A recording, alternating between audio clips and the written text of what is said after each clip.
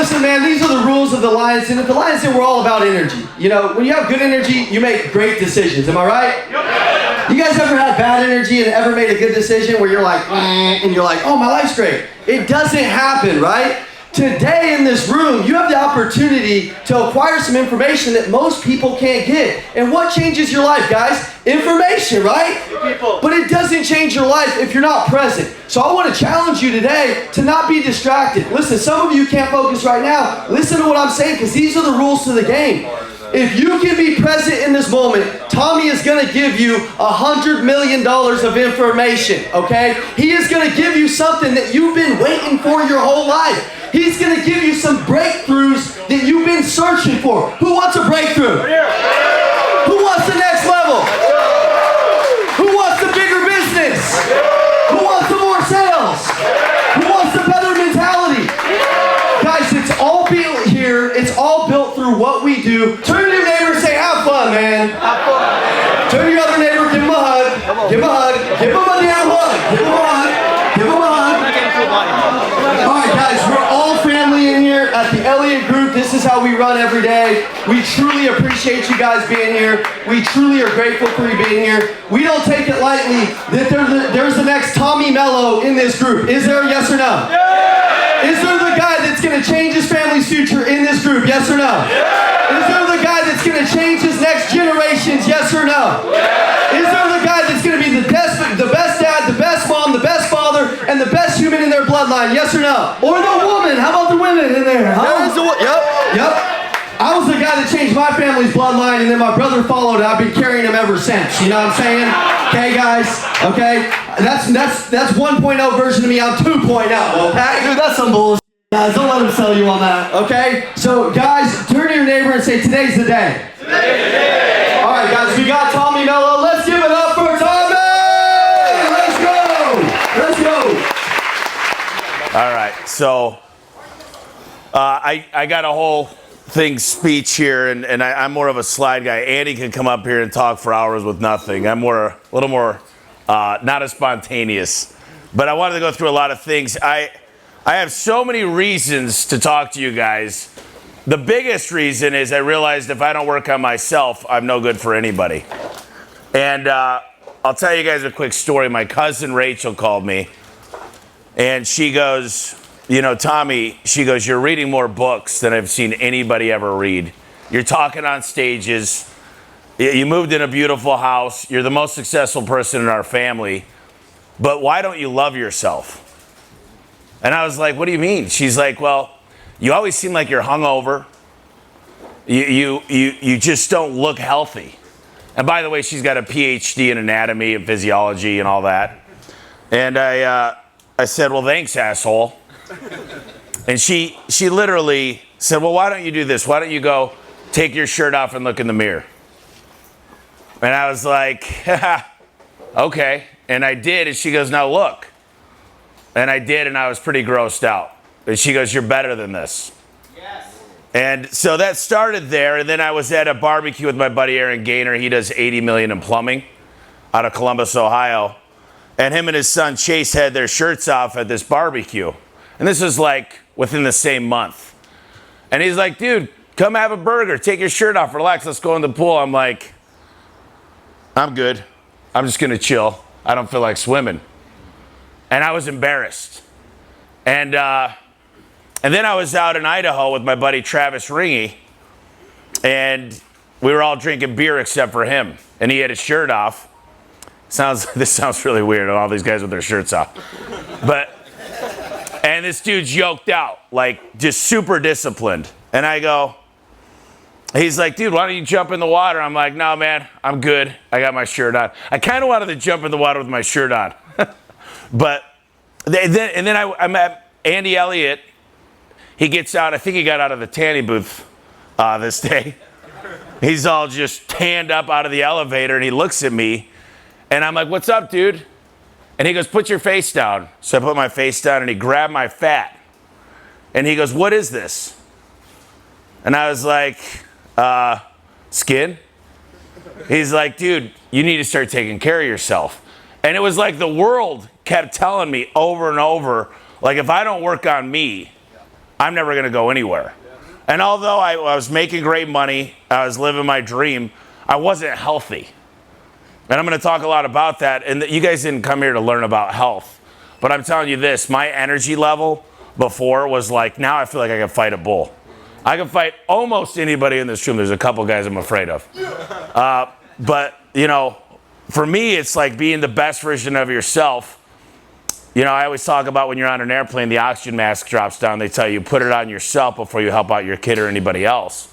And a lot of us got to work on helping out ourselves, becoming the best version.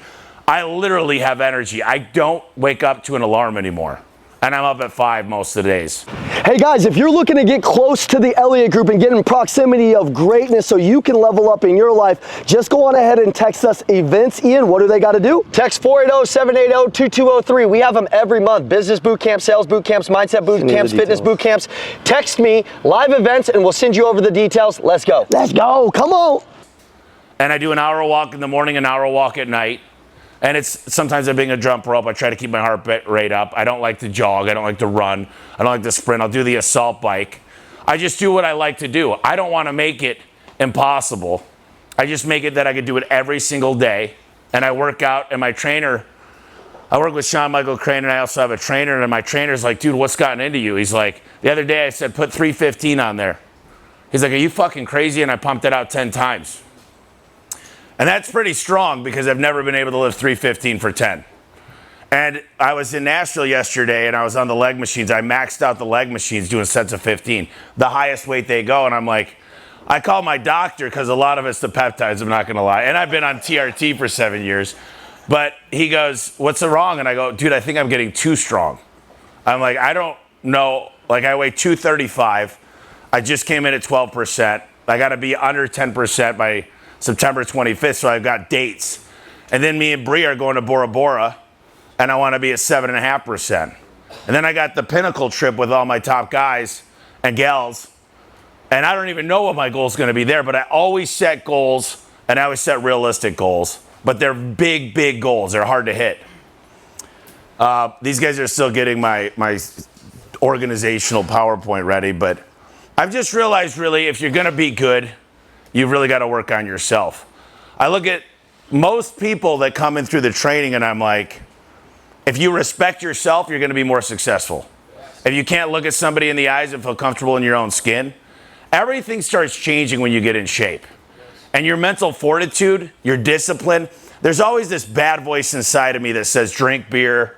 It says, you know what, who cares if you cheat? Eat that pizza. And I still have fun. And it's not like I'm against drinking. But what I realized is I started listening to that good voice, 3 extra reps. And the mental focus has changed. Like, if I was half drunk half the time, and the company should hit 270 million this year, and that's I feel like I'm just getting started. I really feel like I'm rebirthed. I got baptized about 4 months ago. I've always been a man of God, but yeah. It's a big deal. And we started going to church a lot. Like, we actually go to 2 churches.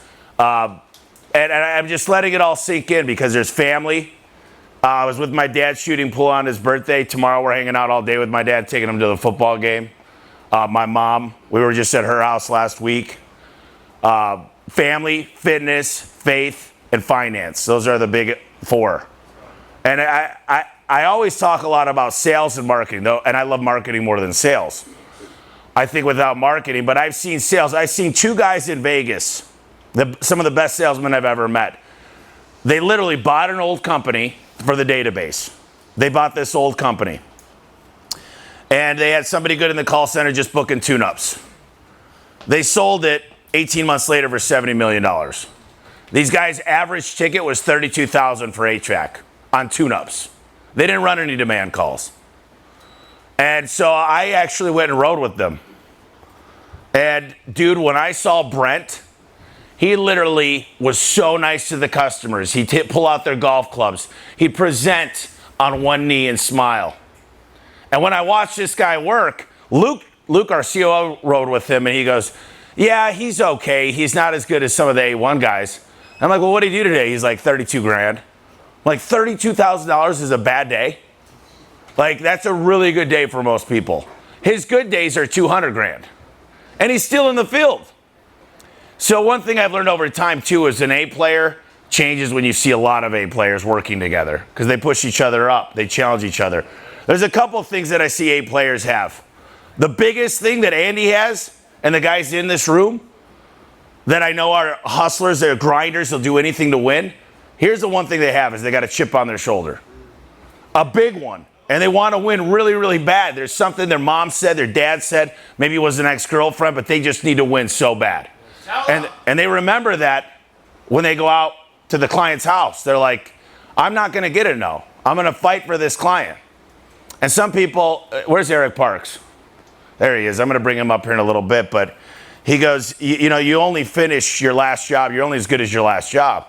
And he goes, dude, I was feeling tired on my last call. It's 140 degrees in the garage. And he goes, I could have just done what I needed to do to go home on my Friday, be back with my family. But no, I wouldn't leave till we finished every single thing we had to do. And that's what this is about. It's going to be all that you can. So this is me and Bree. I got a home service expert podcast. Really proud of this podcast. Number 8 in the world right now for business, not just home service. So obviously the company's A1 garage door service. I call myself an overnight success of 2 decades. It took a lot of work to get here, but those are the 4 things. What I want you guys to really think about is dreaming bigger. You know, I have a lot of people that they're like, man, I hope I could buy a house. And one thing that I've realized is most people think about what they make so they can spend it. I've never thought like that since I've been a kid. It's never been how much money could I make to spend it. What assets could I put money into that are going to make a great ROI? And me and my sister used to get candy after Sunday church. We'd get like a thing of Search or Lifesavers or gum. And I'd have one piece. And I'd have all the candy, and then she'd make friends with me. We eat it all, and then we go back to enemies. But you can see that in our finances. Like, I save money better than anybody in this room. Like, I invest in assets only. Like, if I invest in anything, it's going to make money. Even my DeLorean, my 85 DeLorean, that's accumulating wealth. Like, I buy stupid stuff that makes money, though. Everything I do. I used to buy Bowflexes and sell them. I used to buy Total Gyms and sell them. So I'm really, one thing is, like, you got to be disciplined with money. A lot of people, if a Ferrari makes you that happy and the Rolex watch, then do it if that's going to make you feel better. But you attract a different crowd when you do that. And it's a crowd I don't want to be around. I don't want people to be around me because of money. I want them to be around me. I don't want to ever convince you to believe in Jesus. I want you to watch me. I don't want to convince you to work out. I want you to look at me. I don't want to convince you to be a good person to your wife or husband. I want you to watch me and say, what's going on with this guy? Well, how is he doing this? And maybe that'll bring you closer to Jesus. Or if you believe in a different God, I'm not here to judge you. I'm not here to judge you or get you to believe in my beliefs. But I want you to ask, what's going on with that guy? Why is he so motivated? Why is he so happy? What's driving him? And it really is. I get emotional when I think about it. But the big thing is dream bigger. Dream bigger. And here's what I do. I reverse engineer all my dreams. You guys ever heard of a vision board? If you don't look at your goals daily, what I recommend is getting a whiteboard that's magnetic, getting the magnets of what you want, and moving them over when you hit them. Moving them over. And it's one thing I'm working on at A1 is gratitude. Like, I really appreciate everybody I work with. And if you guys are a technician or an owner, you better have a lot of gratitude. I never try to tell somebody they're doing bad. I just try to figure out what their goals are and try to get centered with what makes them tick. The problem is a lot of people don't have big goals. They're just happy if there's a roof over their head. I love people that say, listen, I want 10 houses. I want to go to Disney World first class. I don't want to wait in lines. My family will never need to wait in lines. I want to break the generational curse. And a lot of us had it. How many of your mom and dads didn't have a lot of money growing up? The whole room. Mine didn't have shit. And it was hard, man. I mean, my mom worked 3 jobs. I didn't have dinner with my mom very often. My dad wasn't around a whole lot. When I was a kid, he's a great man. But he went through his own life, a lot of struggles. And I'm like, I don't want my life to be like this. I don't want my family's life to be like this. I'm going to end it. And if you really want it bad enough, you're going to figure out today how to end it. How many of you guys know, are any of you guys on hourly? Thank God, do not put your fucking hand up. How many of you guys know how much you make per hour and actually have done the math? There's a great book by Dan Martell called Buy Back Your Time. And I started working with Dan Martell heavily. And I know exactly what I make per hour. And I probably work, if you consider the phone calls I'm on, the calls I'm doing on my walks, the time I'm whiteboarding at the house, probably 55 to 60 hours a week. And so divide that number and figure out what your time's worth. And figure out if you just did one more thing to go over and above with the client, that last thing, your hourly rate jumps, it spikes dramatically. And then figure out if you're still mowing your lawns, if you ran that 2 extra calls, what would that mean? If you don't know what your rate is, you'll never know how to buy back your time. Does that make sense? And some people just say, I don't want to work that hard. That's okay. So work smarter. But my best time is not used cooking meals because I don't enjoy it. It's not meant, I don't drive. I mean, I drove here, but I got a driver. I know that sounds really bad, but I bought back 8 hours a week. And when I figured out my hourly rate, I actually got a really good deal. The delta is so much money. So, hey guys, I wanted to talk to you about our internal promoter program. It's all about is this going to play on the... I have a guy in Vegas. He's a great guy. He says, man, I love my team. I love all the people I work with, but nobody's like me. Nobody's as driven. Nobody works out as hard. Nobody wants to change their family's tree like I do. And I said, so why don't you go do it? Why don't you go recruit the guys? I give you $1,500 to recruit. And he goes, I don't know how. I said, imagine you could build your own team of people like you that are going to push you every day and get paid to do it. And some of you guys that are technicians or salespeople, you got to be around the best. And people are always worried, what if I recruit them and they're better? That's a good thing. You know, what happens if you go golfing and you find somebody that's better than you? Do you think you're going to get better? Or do you always go golfing with worse people? In any sport I challenge, I find the best. Right now, it's kind of funny. I had a ping pong coach for a year till I was able to dominate everybody I know. And not right now, I've got a, bags, cornhole coach. Because I want to show up to a barbecue and punk people up. I want to win. I mean, there's nothing I want to do. If I play your grandma in cribbage right now, I'm kicking her ass. Bree's niece, she plays Candyland. She does not want to play me. Because shoots and ladders, let's go. I'm going to win. Uno, I don't play. My niece and nephews hate playing games with me. They're like, it's just a game. I'm like, no, it's not. Like, if we played basketball on this size net, I'd be dunking on them. It wouldn't be fair. And that's how my dad was to me. He shot pool with me one-handed so I could kick his ass. Two-handed. And I hope you guys like competition, because if you don't, you're never going to get better. So find people around you, right, Justin? Yep. Find people around you that are better than you in every aspect. If you're going to work out with a partner that's weaker than you, that doesn't push you, that shows your character. It shows who you are. It shows you don't like to be pushed. It shows you don't want to get better. You know, Andy, what's the guy's name that Andy works out with? Dude, this guy's like a beast. And obviously Andy's changed his workouts when he works out with him, because he pushes him to that next level past failure. Past failure. Well, they'll put 0 weight on there on a leg press, and they'll just do no weight. That's how hard they push, where their muscles are shaking and tearing up. Find the people that are going to push you further. And if you don't have them, is this video going to work? Go ahead and play it back there. I'll try it again. Hey guys, I wanted to talk to you about our internal promoter program. It's all about finding influencers, getting involved in the community. You got, well, I don't got a lot of videos. You can watch here. Basically, I'm in my truck. This is when I had my beautiful Titan. And all I know, I could recruit. You send me to a market without good guys, I'll go get it. This is Tempe Marketplace, Genghis Grill. This guy's 22 years old. If I find somebody that kicks ass, I'm going to recruit him. If you don't like your call center,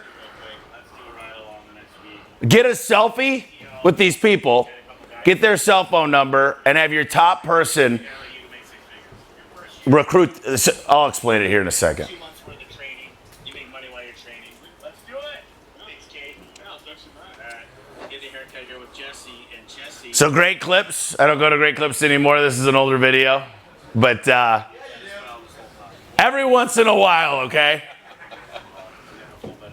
And then here's a good place to recruit, Discount Tire. Those guys know how to sell, they know how to work, they're good technicians. Anyway, take a selfie with the person you're trying to recruit. Text them to do a ride along and make sure you're asking your boss, whoever the owner, if you're the owner, get paid to do it. You should get paid a lot of money. In fact, my top 20% of the guys in the company, I'm building a whole role of a person to come on and train them how to recruit. Why only the top 20% what I want to recruit? They're gonna get, because they've got a moral obligation to make sure the person they recruit succeeds. And then I'm gonna pay them an override for the next 3 months of what that person does. And trust me, I mean, Eric told me, he's like, some of the people that ride with me are freaking badass. Like, they make me better. And some of them, I'm like, who hired this person? So I feel like if the top 20% are recruiting, they're going to only recruit all-stars. Like, I want my top guys out there finding the best. And I know I can find the best. That's a business that grows itself really, really quickly. This is another thing. My guy, John Phillips, one of the top trainers in the industry, by far in home service. He spoke at one of my last events and blew our socks off. This dude is amazing. He is like, he's so motivated. He's military. He's getting in shape, man. The best shape of his life. He's fighting again, and he goes in the ring. And he said, man, I go out with some of the guys to train them, and they're listening to, like, Rage and Kill. And, like, they're walking into grandma's house, and that's okay. Like, heavy, pumped-up music. But now these guys, the best guys, are listening to podcasts. They're listening to objection handling. They're learning when to smile. They're getting relaxed. When you walk into grandma's house, Grandma Dorothy, you should be smiling and listening. I feel like certain people are like, I'm going to rip their heads off. Maybe in car sales, that's okay. But for us, we're trying to build relationships. We're trying to make sure this person feels heard. I'm going to talk a lot about that in a little bit, about what makes... I've got a combination of 3 things. Have anybody heard of Robert Cialdini? He's the #1 psychologist, wrote the book Influence on the planet. He's 79 years old. He's became a friend of ours. We're actually inviting him. I'm going to be meeting him three other events. And I've never met anybody like this. This dude is so freaking sharp. If you read the book Influence and Persuasion, it'll change your life. Persuasion, like persuasion, but persuasion and influence. And he showed me 3 things that you need to do, and I'm going to talk about that. But listen to stuff that enhances you. You know, I saw Jacqueline Elliott make a post that there's 168 hours in a week, right? 168 hours. If you spend 50 sleeping, 50 working, you still got 68 hours in a week. 10 working out, you still got 60 hours. You could go on a date with your wife every night, read your favorite book, watch your favorite TV show, take your kids out 3 times a week and still have 35 hours left. How many of you say, I just don't have enough time to do anything? That's an excuse because you're busy all the time.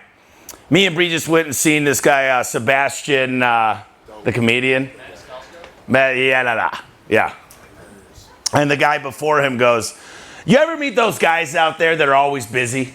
Like one of my buddies, this guy's a comedian, he's like, one of my buddies is just always busy. He's always slammed.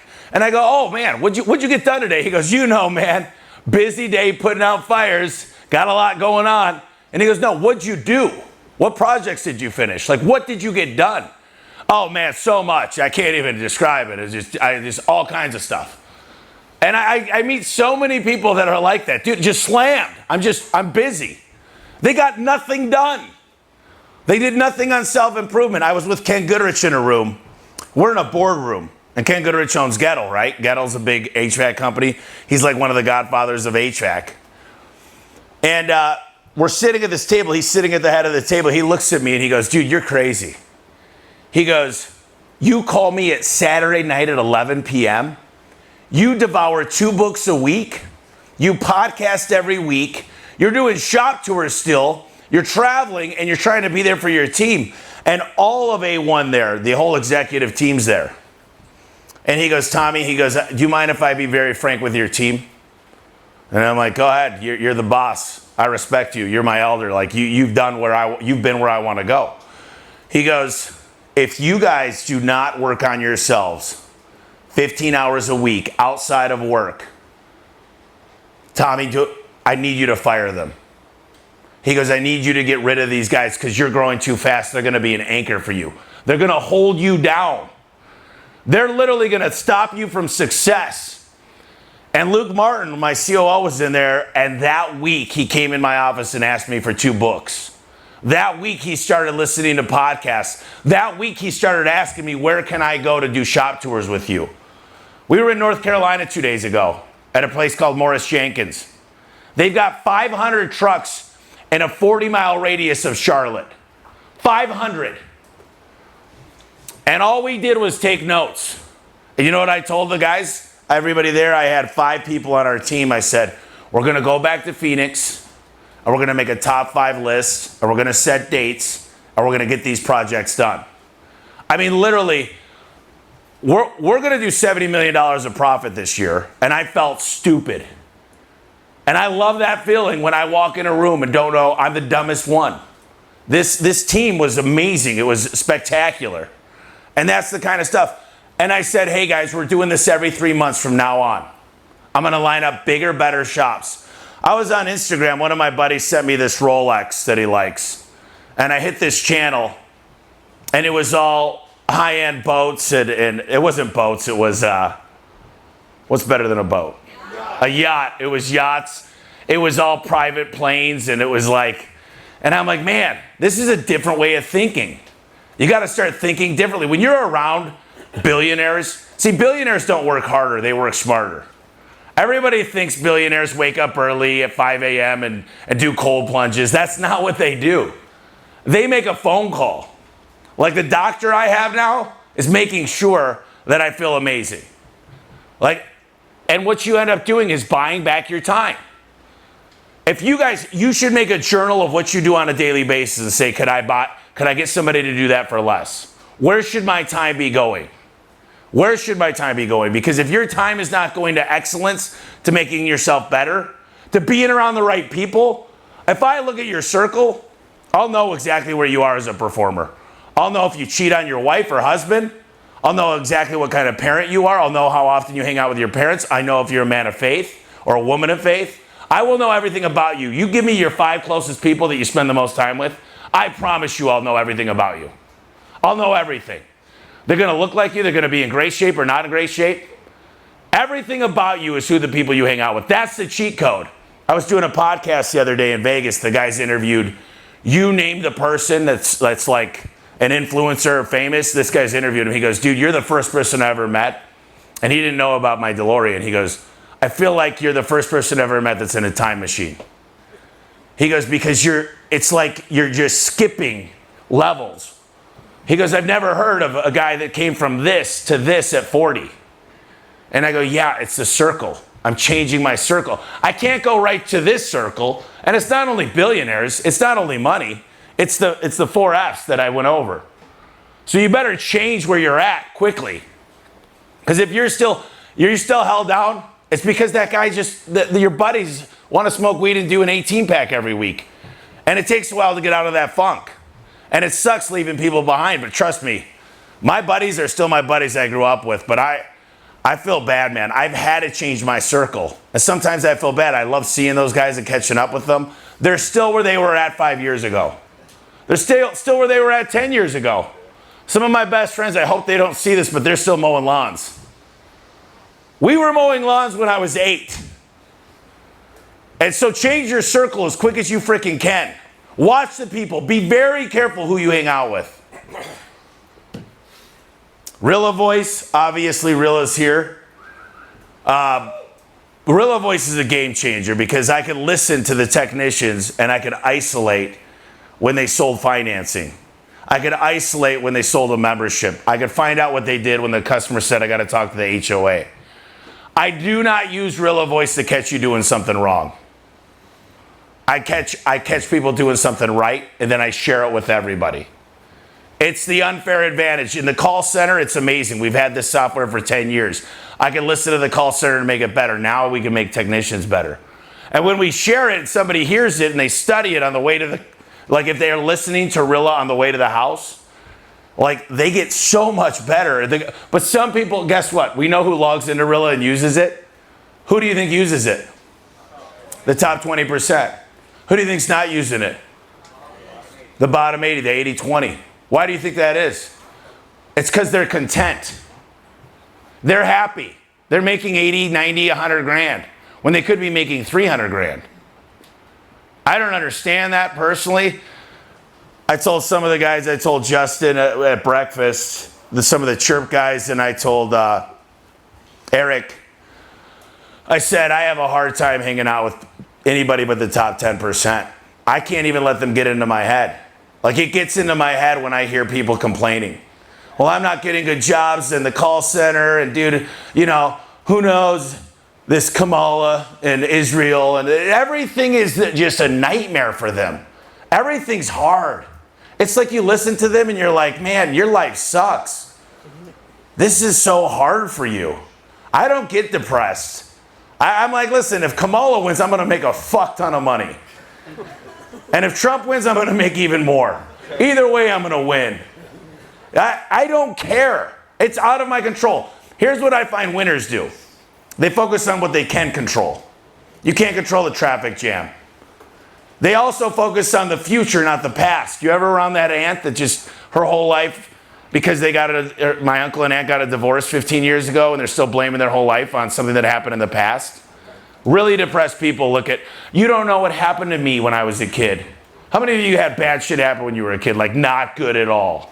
Some of the people I know have been raped when they were kids. Some of them didn't have even a mom or dad growing up. I mean, it's bad. Everybody's been through shit. How do we erase that and say, what are we going to do going forward? And I know it's easier said than done. It's not easy to get over what happened when we were kids, but that stuff, you cannot change the past. You could change today, you could change the future. Here, I'll tell you guys a secret. Everybody talks about working out, creatine, getting enough water. The number one thing you can change your life is get the sleep. If you're not getting the right amount of sleep, your body's not metabolizing properly, the protein synthesis is not happening. If you're not getting 7 hours of sleep, it's your fault. And you might say you're a night owl like me. I had to stop being a night owl.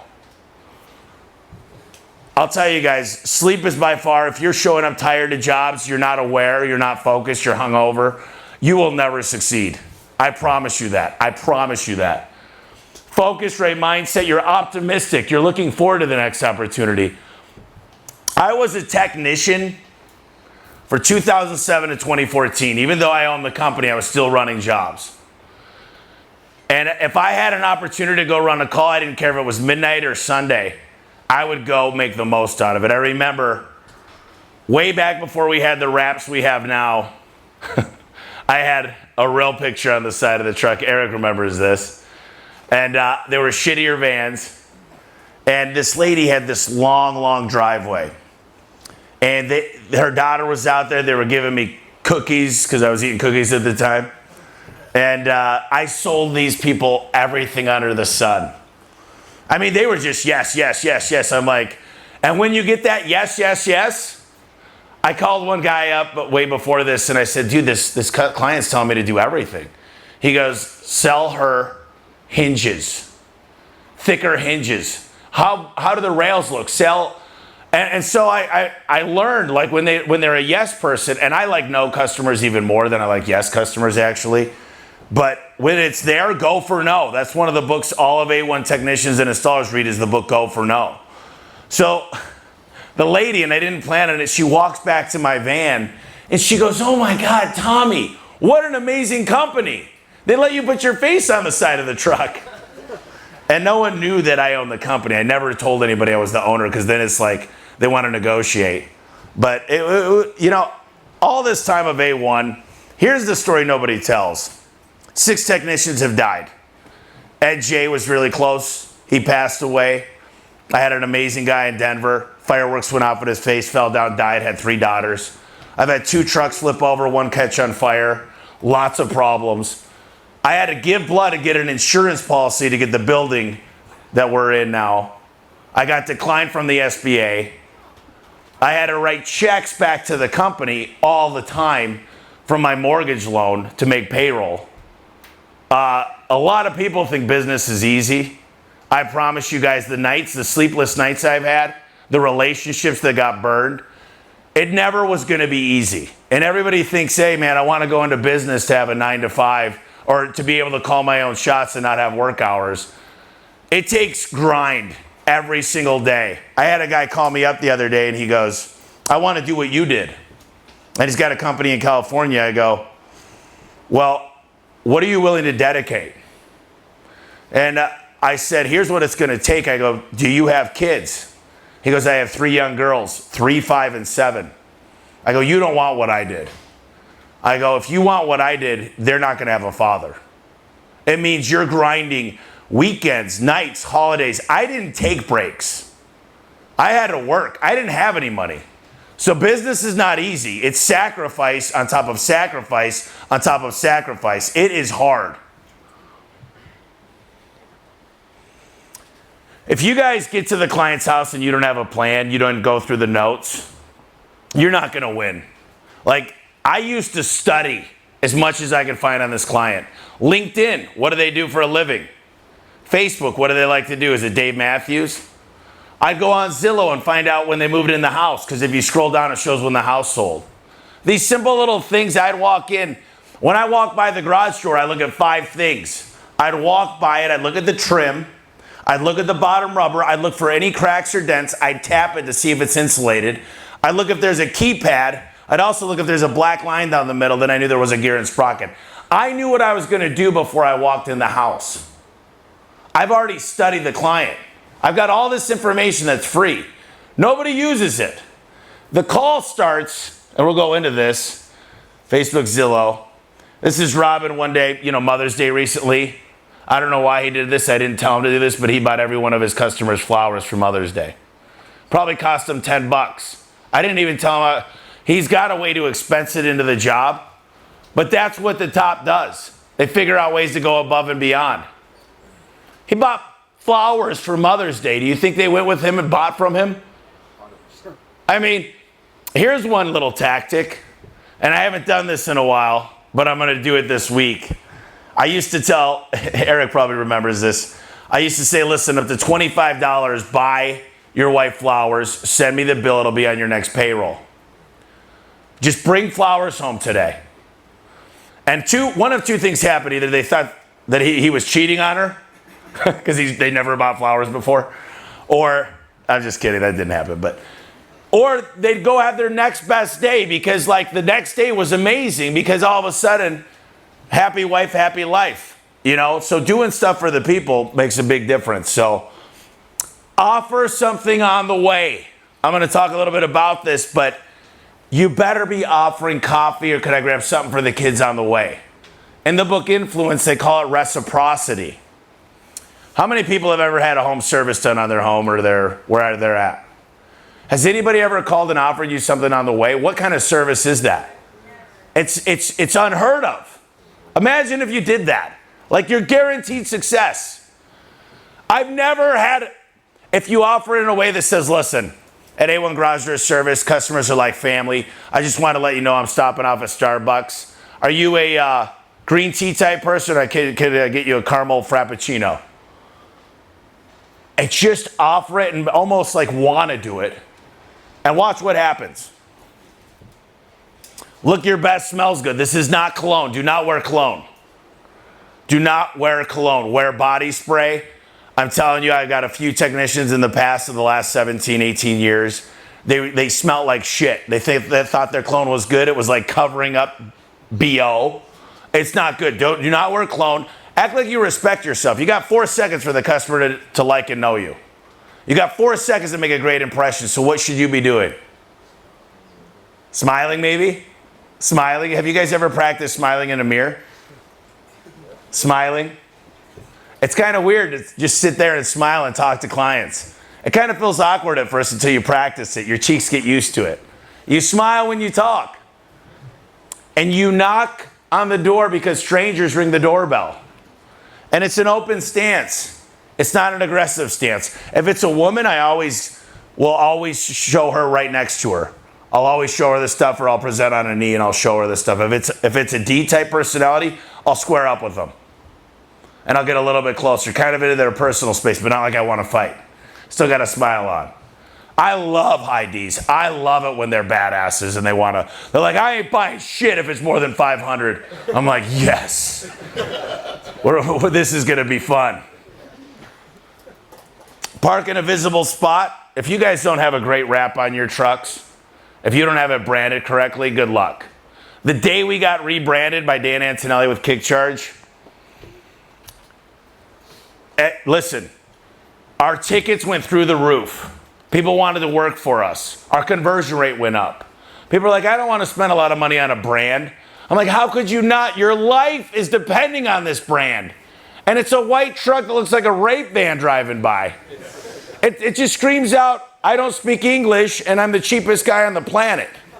I want people to know we are a premium brand. You call us out, you want it done correct. That's what I want people to understand with our company. If you're looking for the best deal, we've got the best value. We've got options. By the way, if you're not giving options to your clients, you're giving them ultimatums. They can either say yes or no. If you give them the top option and they say, wow, that's more than I was expecting, well, let's just find something that fits within your budget. I've got other options. I want them to choose my company. They're choosing me no matter what. Listen, Mr. Jones, I'm here to earn your business. You want to know why? Because I know you're going to tell your friends, your neighbors, and your family that A1 gave 5 out of 5. They went over and above. What is it going to take to earn your business today? Has anybody ever asked that question? What is it going to take? Oh, yeah. I'm here. I want to be your garage door guy for life. I used to get in the garage when I'm running these calls before my face was on the side of the truck. Every job they'd say, are you the owner? Why do you think they asked me if I'm the owner? Because I cared. Because I listened. Because I listened to the World War II vet. Because I listened to the teacher talk about social studies and I take a picture. One of my guys, Greg in Milwaukee, this lady is stone cold, man. He walks in and she's like, all I want is a tune-up. And he goes, yeah, absolutely, ma'am. That's all we'll do. We'll just tune it up. We'll lubricate it, just tighten everything on the door. We'll take care of it. And this lady's like, he's grabbing her and she's like, I don't need that. And I mean, he's telling me the story and I've been with those type of clients, right? And all of a sudden the cat comes in through the garage and goes in this little door. And he goes, oh my God, what's your cat's name? And he goes, he pulls out his cell phone. He goes, this is my cat. And he goes, this is Michael. He's my best friend. I actually walk him on a leash. And she goes, what? Michael, this is amazing. What? How long have you had it? And that's all it was. The cats. And that ticket ended up being $2,000. He found something she loved that they had in common. That's the number one thing in sales is like, they got fishing poles. At A1, we're trained to spend 45 minutes getting to know the client. If you walk in and you see the problem, I don't care if you know it's a capacitor on an HVAC unit, you know the problem, you don't say anything. You say, so what's going on? I can't tell you how many garages I walked into, a solid broken spring, the cables are off. And I go, so what's going on with the garage door? After I bonded with them a little bit and they go, it's a piece of shit. I want to replace it. But if I walked in and said, oh, it's just a broken spring, I got the stuff on the truck, I can handle that. I want the client to decide what's best for them, not me. Whatever it is, if you're flipping the house, I want to work on your next house. I'm here to earn your business and I want to be your garage door. See, in garage doors, believe it or not, most people think it's transactional, but it's relationships. I want the lifetime value of that client. Knock. If you're not smiling, take your shoes off, wear the booties, be very respectful. This is their home. When I walk in their house, I'm just looking for something in common. I look at the thermostat. If they got a smart thermostat, I know they want a smart garage door. If there's a picture of David Hasselhoff, dude, I'm talking about Knight Rider, and I'm talking about Kit. I'm like, dude, Baywatch, baby. That was one of my favorite shows when I was like 14, mostly because of the bikinis. But I'm talking about something in common with them. And here's the deal. You watch people light up. You'll watch them light up when they're talking about their passions. One thing I don't do is pretend, though. If they got a baby and I don't like babies, I'm like, oh, let me hold the baby. Throws up on me. I find things that I have in common with them that I enjoy. Me and Eric were on our way here talking about a couple of the guys that work for us. One of the guys' name is Brandon Colby. He's one of the #1 guys in the garage door industry. And he does very well with wealthy clients because he knows cars. And he'll get the customer to rev it up, start the car. He just gets them all excited about, he does very well with wealthy clients. And I could send a really good guy in to a wealthy client and they won't have anything. But other guys do really good in like the mid-income. If you're not dispatching, if you don't figure out as a salesperson what you do the best in, like Ken Goodrich with Gettle, he only wants to go to dual income houses for 120 grand. He does not want to go to rich neighborhoods. He goes, then I got to deal with the property manager, then I got to deal with a multi-speed unit, then I got to deal with the nightmare of this and the custom this and this and this. Find out who your avatar is and who you do best with. If you're a salesperson, don't go sell Ferraris if you know you could sell Corollas all day. Ferraris are a different type of sale. There's a whole different style, so figure out what your niche is, what you do the best, and where you have the most relationships with that you could actually like bond with the client the most, and you're going to win way more deals. I mean, Ferraris are great to sell, but you don't sell a lot of them. So Eric said he does best in mid-income. He's got more relationships with that, and he's happy with it. Ask questions and give compliments. This is a beautiful neighborhood. I've heard they got the best school zones in this zip code. Especially if they have kids, get them talking about their kids. People want to talk about what they want to talk about. If they like Biden and Kamala, all of a sudden I'm a Democrat. If they like Trump, go Trump. If they got MAGA in their garage, great. I don't really care. I remember back in the day, I was like, yeah, Bernie Sanders, cool. I was on a ladder talking to a client. I don't get opinionated with them. I don't talk about religion. I just listen to them. And I listen attentively, and I smile, and I nod, and I'm very courteous. If they offer me iced tea, I take the iced tea. First, in the beginning, I say, here's what we're going to do. After I've bonded with them, the #1 guys in all of home service industries, they say this. Here's the process of what it looks like and what I'm going to do. Where's a comfortable spot we could sit down and go over some options? I want them inviting me in their house. I want to go sit at their kitchen table or in their living room. I want them to invite me in because the other guys that they've had are not invited into their home when they're working in the garage. I want to be comfortable. It's 120 degrees outside. It'll be 0 degrees in Michigan pretty soon. I want to get in a space which makes them comfortable. I want to be in their territory. Because here's the deal. It's me and the customer versus the company.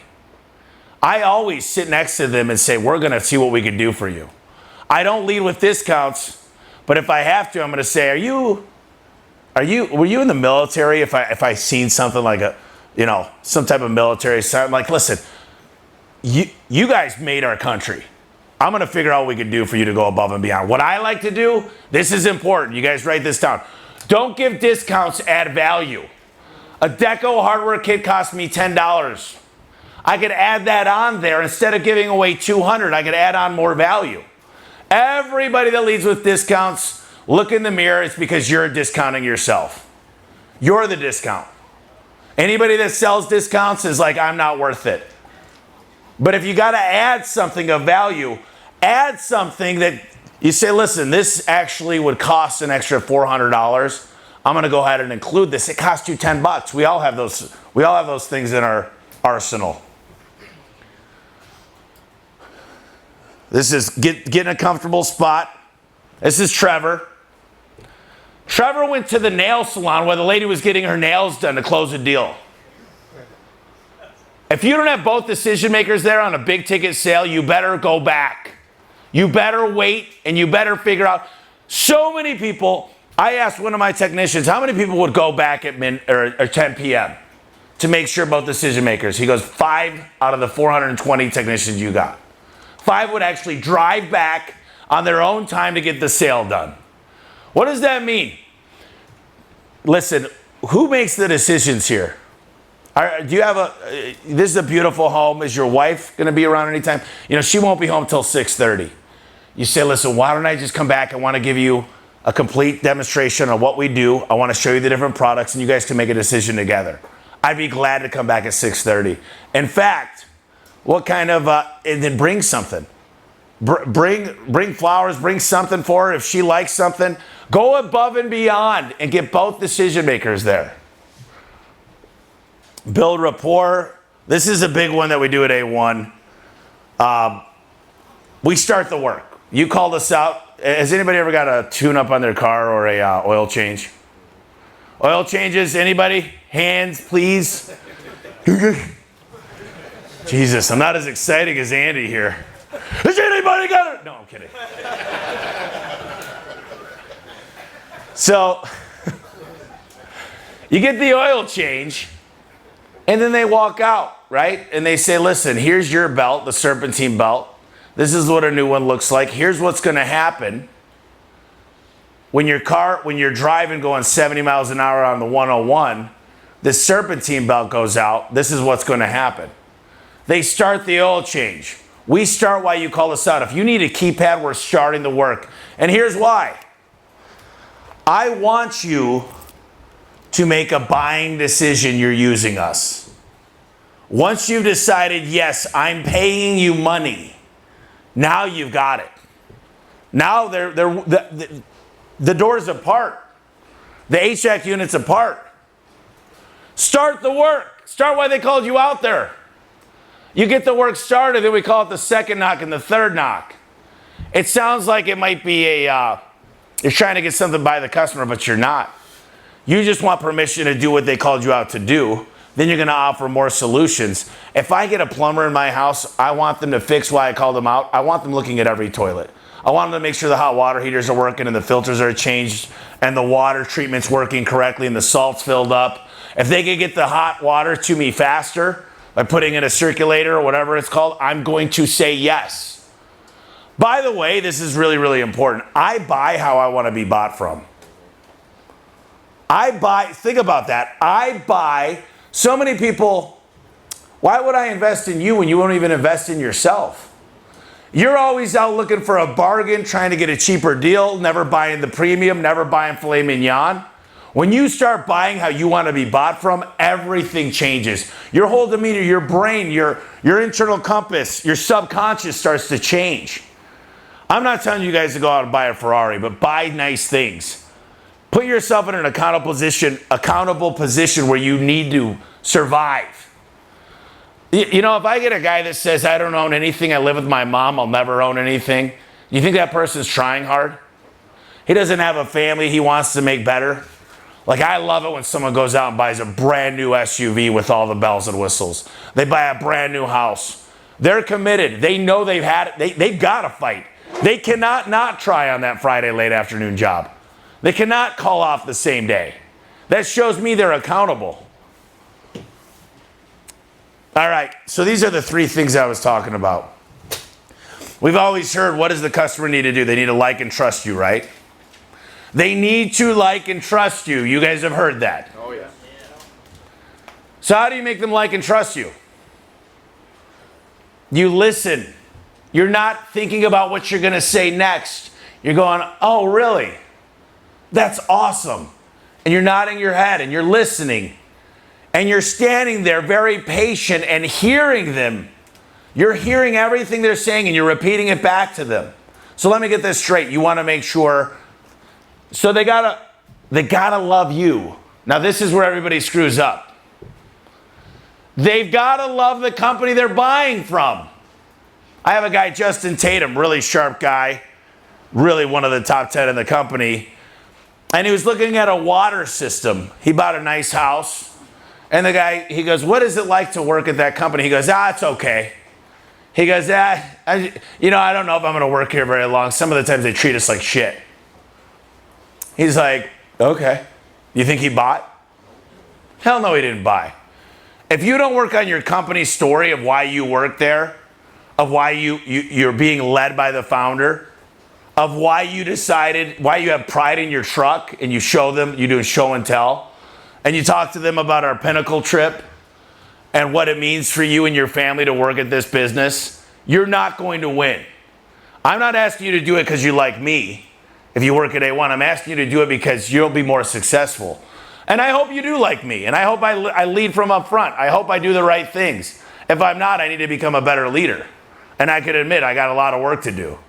But I'm trying. They've got to love the business. And here's the third part that Robert taught me.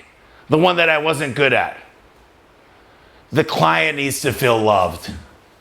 You need to laugh at their jokes. You need to become their pal. They need to feel like they're getting a good shake.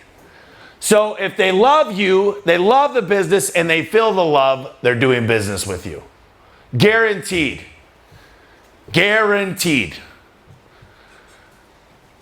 Finances. Oh.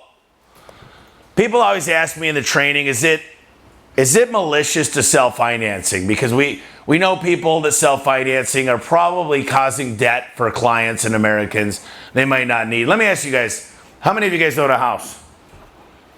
How many of you guys have a mortgage? So let me ask you a question. If you've got a mortgage, this is probably the number one asset you own in your life, right? Most likely. It's the biggest possession, the largest asset. You borrowed money to buy this asset. Wouldn't you want to protect the asset? Now, the garage door, by the way, is 193.9% ROI. When you buy it for 10 grand, you're getting $20,000 of equity. This makes sense to protect your investment. And we don't call it financing. What do we call it? Promotions. A promotional offer. Why do I feel good calling it a promotion? Why is that honest to a client? You want to know why? Because I pay a dealer's fee. Sometimes it's 3%, sometimes it's 10%. I pay a fee to make it possible to give you this offer, so it truly is a promotion. We never say the most expensive. What do we say? We say top of the line. We never say cheapest. We say economical or builder grade. Builder grade works great. Because everybody knows, yeah, these builders, they always put in the cheapest shit. Well, did you want me to replace it with builder grade? We can do that. And these are little things, but here's the deal. It's not necessarily the words we use. Words are important, but it's body language and tone. You know, I've seen a lot of great salespeople. They got the words dialed in, they got the stance right, but their tone. They don't say things like, really? That's crazy. I didn't know that. Like, and then you go a little harder, and sometimes you act surprised. When you give an actor, Tom Cruise or Tom Hanks, when you give them the script and they go practice it, do you think they just read the script out loud, or do they got to have the right tone to get the part? And a lot of people in here, I just interviewed Leland Smith, service champions. They're going to do north of $500 million this year. He goes, you know why we won, Tommy? Number one, we offered more. Number two, we practiced every morning for 2 hours. Every morning our top guys came in successful. Every morning we role played for 2 hours. How many people are role playing 2 hours a day in here? Role play for 2 hours every day. They're going to do north of 500 million. They've got producers that are doing over 700,000 take home. Because they've honed their skills so good. How many people here are selling financing over 80% of their jobs? They are too. There's a couple people in here. Imagine that. They get so good at it that they continue to sharpen the blade over and over and over. Most people are like, I don't want to role play. I don't want to practice. I feel stupid doing it in front of all my cohort here. But you feel fine doing it in front of the customer? You want to practice on the owner's house instead of in the training center? How does that make sense? How many of you guys ever played sports? Did you practice in scrimmages and practice more than you played the game? Why in business do we say we don't need to practice and do ride-alongs and do role play? Why? Because we're too good? And also, I always say, don't be the asshole customer when you're role playing. You guys know the asshole customer. Like if I ask one of you guys to come role play, they'll be like, oh, my wife's not here. I got to talk to, it's like every single rebuttal possible. Just be a normal customer when you're role playing.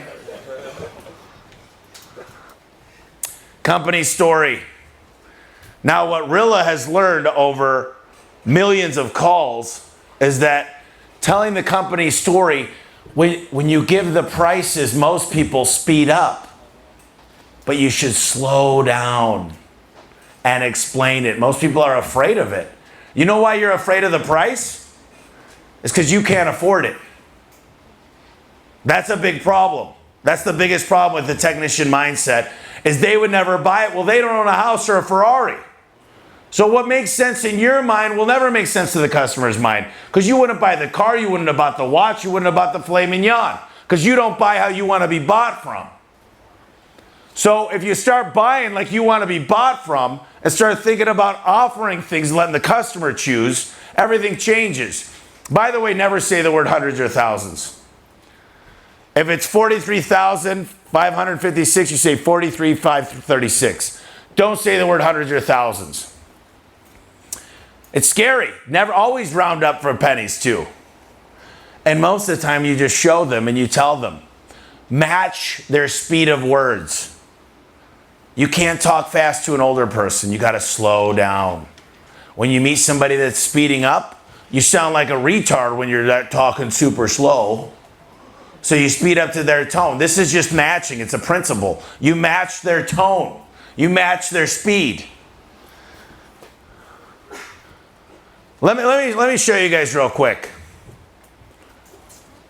You know why I work at A1 Garage Door Service? We've been through a lot. They trained me for 90 days. I consider myself still Team 6 garage door guy.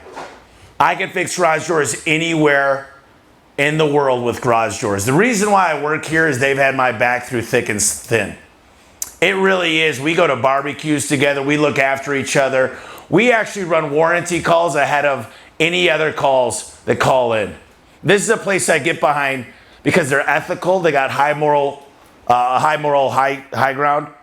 These guys actually look out for us. They look out for our clients. I trust them with my family. By the way, this is my family right here. It should be your screensaver. I trust them. And you could trust them too. If you could say that, look customers directly into the blackness of their eyeballs, right into their pupils. You better have a good company story. And you better say it on every cell of why you work here. And you better show them your van that looks amazing. And you better be smiling and courteous and thankful. And say, yes, sir, absolutely. Call me Tommy. By the way, what's the favorite word in the English dictionary? Your name. So you say, hey, Mr. Jones, hey, call me Bob. Hey, Bob, use their name 7 times. But don't be like Bob, Bob, Bob, Bob, Bob. Say, hey, Bob, hey, real quick. You start to build a relationship. It becomes friendship. Double down on your manners and smile more. Smile, smile, smile. Hey, Tommy, was that a sales training tool or is that something you presented to the customer, that last slide? This is just our company story that I've got one right now. This is the newer updated one. I don't show them that, but I'm going to talk a little bit about pictures on your phones. Smile more, double down on manners. Remember to use stories, pull out your phone. Best tip, Jeremy Liam just did this. I did this 2 weeks ago at one of my Thursday meetings. Go out to a job if you're a technician or the founder and owner. And you find somebody that was on the fence, right? That decided to do the work. There's something so cool about replacing a garage door or an HVAC unit or whatever it is. Like the day it's done, they're like so happy they did it. It's like a relief. So you get a selfie and you're like, hey, Mrs. Jones, I wanted you, just real quick, you weren't ready to get it, you decided to do it. What do you think of the new garage door? Oh my God, it's so quiet, it's so much nicer. I'm so happy. You get that testimonial. And now every time you're in a home that someone's on the fence, you say, Miss Jones was on the fence too. And then you go out to the customer. Now here's the big one. The customer that didn't choose to do it and called you up a month later because the garage door fell apart and it fell on a car. And that's the one you want to get captured. You say, hey, listen, I just don't want this to happen to other clients. Can you explain to me what happened, Miss Jones? And she goes, well, I thought they could Band-Aid it. I thought I could go, now look. Use your phone. 70% of people are visual learners. If you could show them the facts, they're going to become clients a lot easier. Obviously, we have expert help. We have virtual product specialists that close the deal over the phone. I don't need my guys to become expert at door sales. The reason I don't like that is because in influence, if you understand how to influence people, having somebody get on the phone that's the expert, that's the boss, to help close the deal, and most great sales organizations understand this. Who closes the sale at a dealership? The finance guy. The finance guy is the guy underwriting the deal and making the most money. Your job is just to get a hot lead in the door, get them ready to go. My product specialists are the guys that actually say, this is what's in stock, I'm going to build a door on the house. And they agree and they tell you how great of an individual the guy you're working is with. And now they're hearing the story twice, so now they buy in a lot more. This is psychology, but it's doing the right thing. By the way, in the book, Robert Cialdini says, don't use what I teach you for bad, because a lot of people do. I don't gouge people. We have a price book that's fixed. We don't change the price if we walk up to a Bentley. You gotta do the right thing. Everything I'm talking about here, I hope you guys use this stuff to get clients options and let them decide what's right for them, and don't try to swindle people. I don't sell things people want. I'm sorry, I don't sell things people need. Any of you guys in any of the Facebook groups for the industry you're in? What a bunch of pussies. I'm sorry, it's vulgar. And I'm sorry to the ladies, but oh my God. You watch people, oh my God, they always are selling. There's a good book by Daniel Pink, To Sell is Human. Do I sell things people don't need? All the time. You do not need half the stuff I recommend, but you want it. Do you need Deco hardware kit? Do you need decorative hardware in your garage for it to work?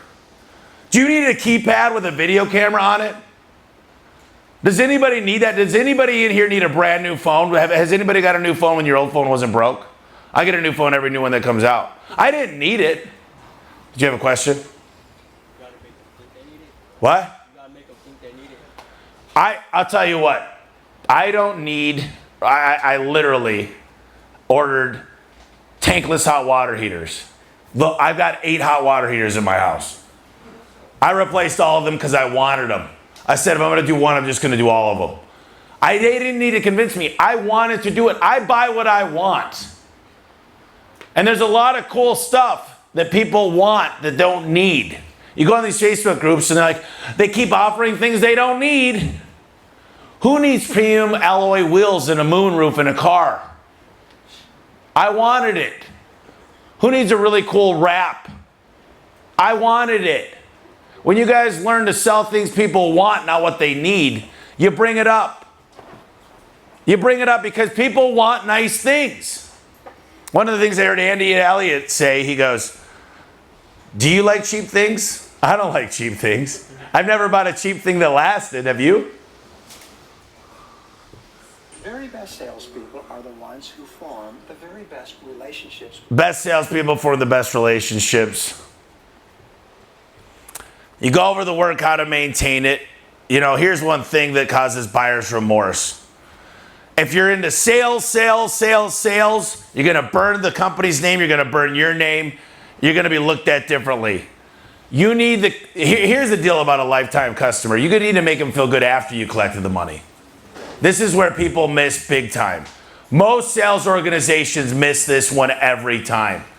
After the money's been collected, how well do you follow up? So I'm in a garage. I collect the payment. You paid. I got it all, the documentation in the CRM. I'm going to spend 20 minutes with the client going over their warranty, explaining to them what they bought, explaining to them how to make sure they're maintaining it. I'm going to make sure I run the door 3 times, make sure they're happy with the sound, make sure they understand how their safety eyes work, make sure their car's programmed to the home link, make sure their MyQ phone's set up correctly. All the buyer's remorse that they had when they were going to go shop you after you left goes out the window. In car sales, I'm sure it's the same deal. You paid for it, you're on your way out, you're like, listen, let's just go again for a drive. I want to show you some other cool features. Spend an extra 30 minutes with the client. Now they're not even thinking. They're like, man, I'm glad I went to that guy. He actually cares. You'll get 5-star reviews. You'll get the customers will use you again. This is a big, big deal that most people, they're so hungry for the dollar. They're like, I just want to go to the next appointment. I want to get to the next client. And you burn. And that's another thing is if you're great, you get reviews with your picture in it. Every single person here should be asking for a picture of them working and getting in the reviews. You want to know why? Because people see that and they say it's a great review. They see your picture, they call and they ask for you. We go into another recession, COVID 2.0 comes out. You're going to be the only one that stays busy because people do their research. They see the picture. You look like a wholesome person working hard. It says great things. People are going to ask for you by name. Not to mention, if you're a business owner, that spikes the algorithm more than anything. Getting reviews with pictures will make you rank #1 on Google. Ask for a review. So here's a picture of their family. It's an A-frame. And it says what they like to do with their family for fun. We set the A-frame out. It's got a QR code to leave a review. And it says, hey, Mr. Jones, real quick, I just wanted to show you one thing while I'm cleaning up. This is my daughter. This is my son. He's like daddy. He's in soccer right now. This is my wife, my high school sweetheart. It was the best day of my life when I decided to marry her. And this is my dog, Max. He's crazy. This is why I work. This is why I'm giving you, I pray to God I gave you 5 out of 5 service. I hope I went above and beyond for you. Everything I do is for this family. I want to give them the best Thanksgiving ever. I want to give them the best Christmas. We got a family vacation coming up. We've only got 3 days. We're going to Cancun.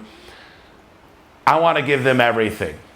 And it's an honor to be in your garage, and I thank you for allowing A1 Garage and myself, Tommy, to do the work. It would mean the world to me if you let me know how I did. Because people do ask for me by name. You're actually helping support my family when you leave a review and you put my picture in it. And please make it heartfelt. If you think I did a great job, I need to let the world know. I will be here any day you need me. I'll give you my personal stuff. But if you have any issues with this garage, I'm your garage door guy. Do you think you'd get more reviews if you did it that way? Do you think people would be willing to take a picture? Do you think it's heartfelt? Do you think it's real? Are you lying to the customer? You're like, yeah, these are my kids. They're lazy. Don't do that. Ask for a membership. I think I've bought, over the years, 20 books on memberships. The Automatic Customer, it's a great one by John Warlow. If you learn how to dominate with memberships, that's what Leland Smith does with over 500 million. What we found is calling it a protection plan, showing value, giving a discount up front. I could go so far into memberships, but if you're not selling memberships, you're losing out big time. And your job is not to, this is what I've learned over the years, you do not send a commissionable tech back to run the membership. There could be a piece of commission, but I do not want guys in there going to my memberships just trying to rip their heads off when they just bought a ton of stuff last year. I want to show we're good, we're quality, we just lubricated, just tightened everything on the door, we're in and out. But I'm documenting everything into the CRM. I'm waiting, and I'm very patient that in 3 to 4 or 5 years you're going to buy more. That's called building a fence around the client. That turns into gold. Done correctly, that'll be the #1 thing to spike your company's value. In fact, some of the top salesmen I know in all of home service would rather run memberships. Why do you think they'd rather run memberships?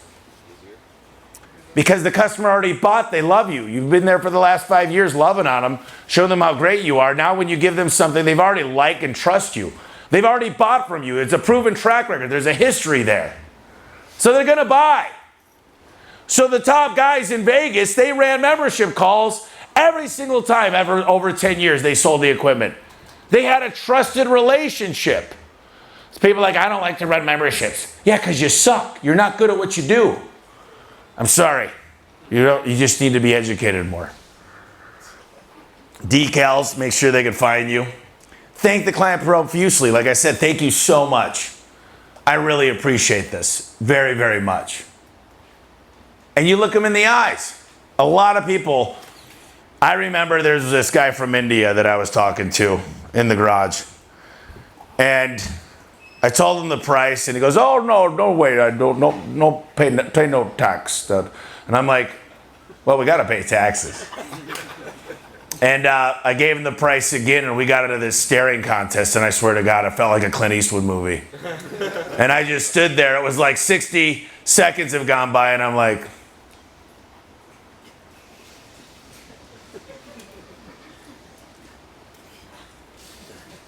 and he finally says, go ahead and do it. And it was crazy. The silence was like stinging. And most people are like, well, look, they don't even know what to say. These people, by the way, people from other countries are so much better at sales. Like, you ever walk through like the mall and the girl will be like putting like moisturizer on your hand, following you. You're like, leave. And then you're like, you walk out with a bag and you just bought it to get her away from you. That's transactional. All of the people that at A1 that are not from the United States, they're the best. They don't care. They're not afraid of rejection. You don't even know me. These people in Mexico, they're like, you get offended when people say no to you. They don't know your family, your history, nothing. You get offended? They just said no, who cares? Some people get mad. They ask a girl on a date and they say no, who cares? It doesn't mean you're a bad person. You don't even go for it because you're afraid of rejection. If you're afraid of rejection, you're never going to succeed. I learned to love no. No just means I need to understand more, educate me. I mean, usually no does mean no for most of you guys, but I'm kidding. Testimonial.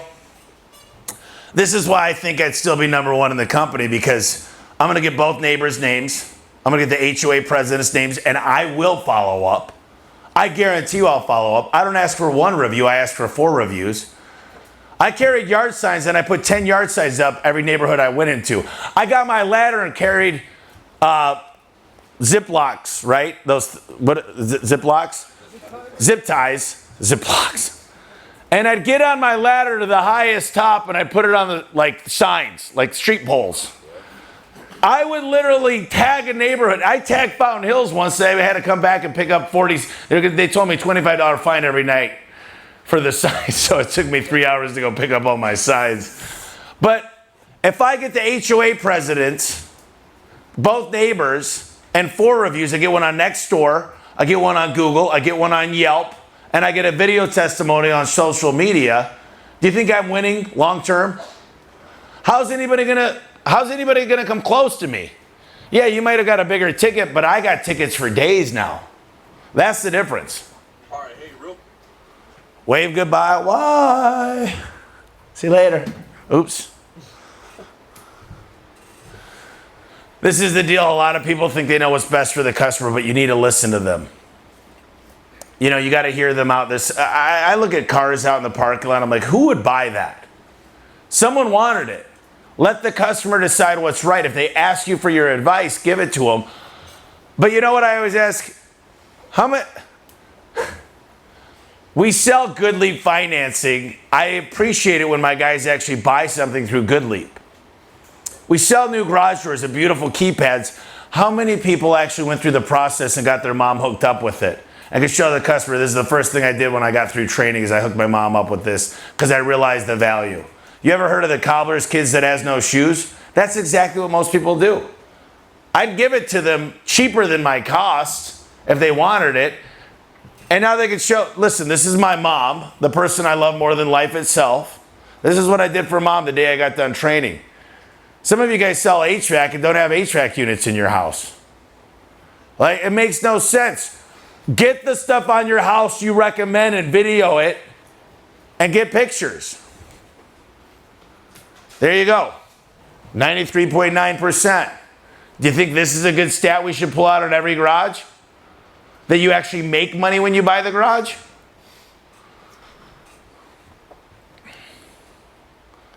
Oh, this is a story I always tell. Eric's heard it a million times, but one of our technicians, Robin, Mike Bailey calls me in 2015, and he goes, hey man, I'd like to send all the guys back to Phoenix in Milwaukee. I think there was 9 technicians at the time. I'd like to send them back to Phoenix and ride along with our top few guys, especially Robin.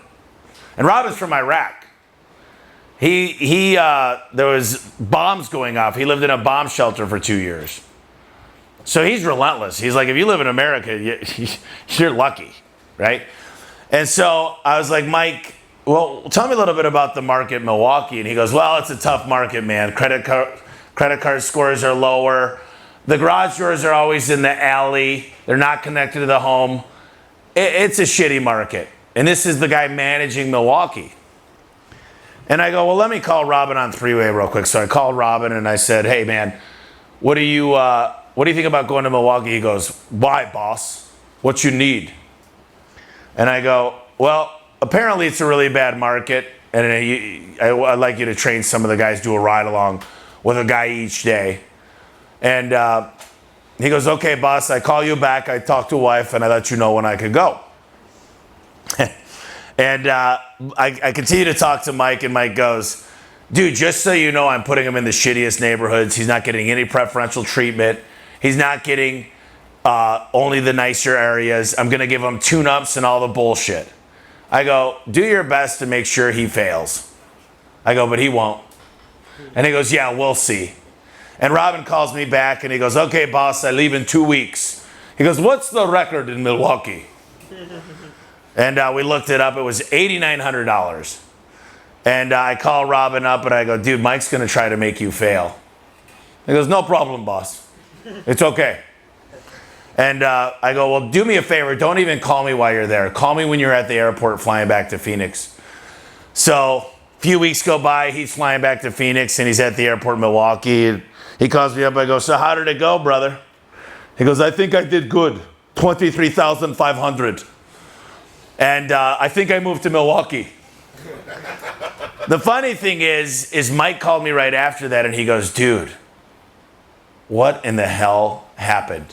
He goes, I don't believe it.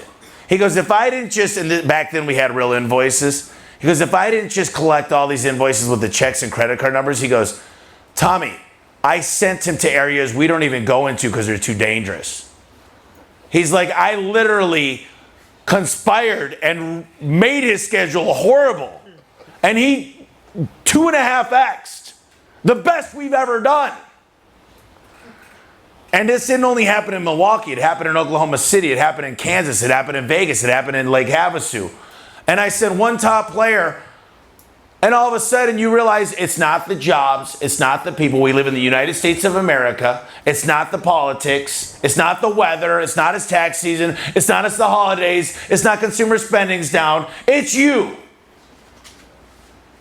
And that means you got to internalize it, look in the mirror, and you got to look directly at yourself and say, maybe I'm the problem.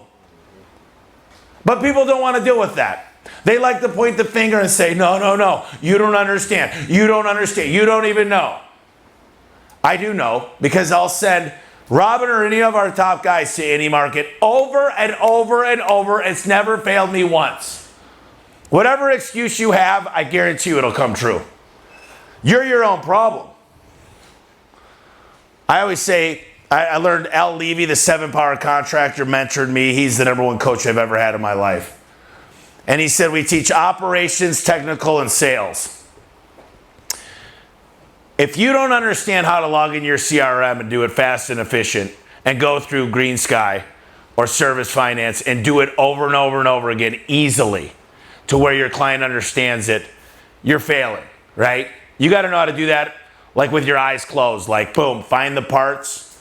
You got to be operationally excellent. You've got to know this stuff really, really well and practice over and over and over and study. If you can't fix something very fast and efficient, you know, we used to make the guys buy their own tools. They'd come up with Grandpa's glue gun and a plug-in drill. And I realized these guys are never going to be efficient, so we started buying $5,000 worth of tools. Giving them not only the tools, but the best tools you could buy. If a technician finds a better tool for the job, I will buy it for everybody. I will buy it for everybody. I want my people to win. If you get good at operations and you're good technically, you're going to have more sales. And I find that people's inability to fix stuff or know where to find it in the price book or bring somebody through the finance terms are why they don't do it. So are you guys practicing these every day? How many of you guys practice selling finance and go through a simulator of Good Leap or Green Sky every day? Good. That's good. We need to do more of it at our company. I always tell people, I'm only going to spend a percentage of revenue on marketing. So we're in 44 markets. You have a moral obligation to help your brothers and sisters out in the company. See, usually the top players, like if I teach them, everyone's going to be, then I'm not going to get the good jobs. That's a horrible attitude. So the way I kind of get around that is I'm like, look, you want to be in a small market forever with 4 or 5 guys? Make sure everyone sucks. And I'll invest nothing into that market. I'm not doing it. If everybody's low on the totem pole and you're not going to be a leader, why would I want to invest more money there? But if you help everybody come up and all of a sudden the average ticket goes from 600 to 1,000, I could spend 40%, 50% more on marketing. Now we're in TV, radio, billboards. Now the really good jobs are coming in because we're branded correctly. People that call you because of brand are very good clients. I prefer somebody that searches A1 garage door service over garage door repair Phoenix all day long. They're not shopping when they call us. So they got to know about us. So now all the people at A1 for the most part are like, listen, come ride with me for a day. I'm going to show you what I know. Hopefully you can kick my ass because it's lonely here at the top. That's the right attitude to have. I walk into shops, and I walk into a lot of shops. I've done over 1,000 shop tours, and the top guy's sitting in the corner like, F everybody. I'm the man. These guys suck. I'm keeping it that way. Is that how your business looks? If it is, you as a leader need to do something about it. It's not my fault. I can't do it. I don't have the time. I'll do it tomorrow. Dispatchers don't like me. She got lucky. I'm too tired. It's easy for you to say. You get all the good calls. When you go with one of my technicians that's an ace, they make it look easy because they know what to say. Every no is a speed bump. Our guys come back to train with the top people in Phoenix and they're like, how do you keep getting all the good clients? It's not easy. They just make it look easy because they know what they're doing. Every single client looks easy when you know what you're doing. When you actually look at their facial expressions and you see the customer is about to say, no, or I got to call my husband, or I don't have the money. And they know what to bring up. They've been through it. It takes a year for a technician to get really good, to be able to see enough to know what they're doing. Here's some really good books. Ultimate Sales Machine by Chet Holmes. I call this the Red Bible. Oh, that's my book, Elevate. Pretty good book. Influence by Robert Cialdini. Maximum Influence. Freaking phenomenal. It'll teach you the words to say. Never say contract, say agreement. Never say sign here, you say okay the paperwork. Little subtleties. Never split the difference. Chris Voss, I'm actually going to be in Vegas here in a couple of months doing a podcast with him, and then Go for No. Every one of our techs and installers gets this book. I always say skilled labor isn't cheap and cheap labor isn't skilled. Raise your prices. A lot of you guys should not raise your prices though because you haven't raised your service yet. You got to get out there the same day when the customer calls and you got to give a smile. You got to back your warranties up. You got to carry the best parts. You got to give options. I told one of my buddies to raise his prices. He's got 9 companies last year. He raised it. And all 9 companies, and he lost, and some of this was repeat pay like software, he lost 2 clients. If you leave here and you're a technician, tell the owner or the GM to raise the prices.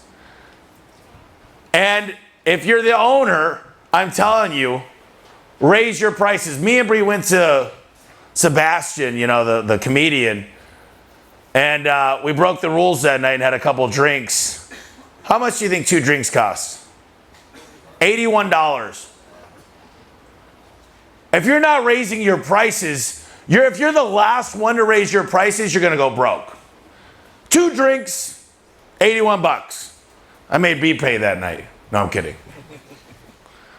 Robin, here's another one of Robin. I don't know why he's in here so much. Eric should be in here. I'm going to have him come talk in a minute. But I said, hey, dude, I want you to count how many no's you get today. He said, I counted 37. 37 times he got a no. He doesn't give an F. He doesn't care. He's like, no, okay, no problem. All right. But he just continues the conversation. Some people are like, what do you mean no? What don't you like about me? I'm a good person. Who cares? You're going to get no all the time in your life. You just say, okay, that's fine. Let's continue to go. If I get a no, I got 10 rollers. I got 10 times to get no. You thought that one was bad. Wait till you see this one.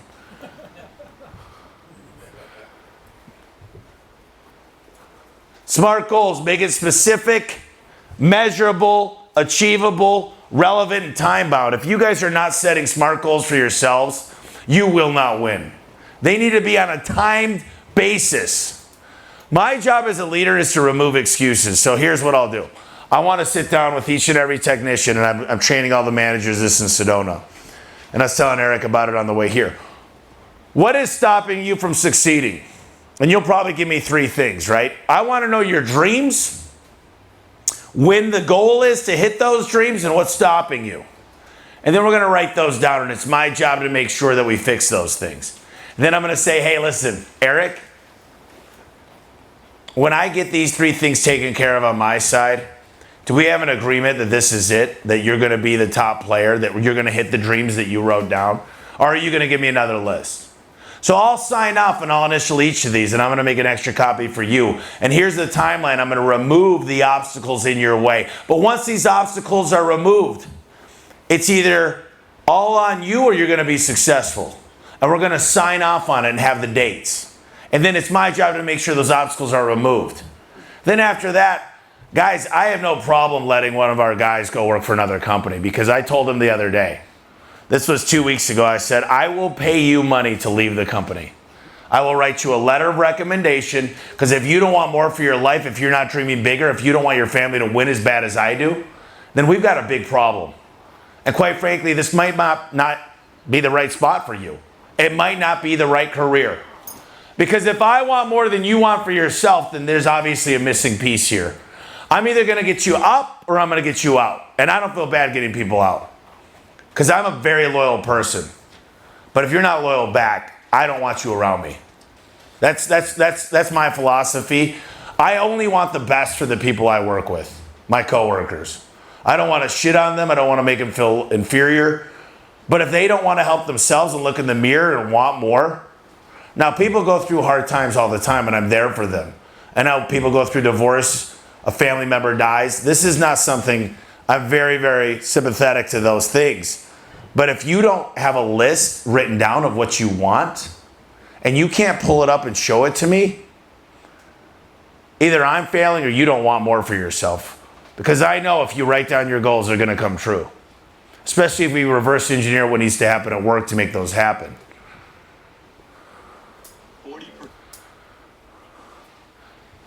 These are the words you use. Instead of contract, you say agreement. Instead of sign here, you say okay, the paperwork. Instead of cancellation, write a rescission. Instead of salesperson, business consultant. Commission, fees for services. Cost versus investment.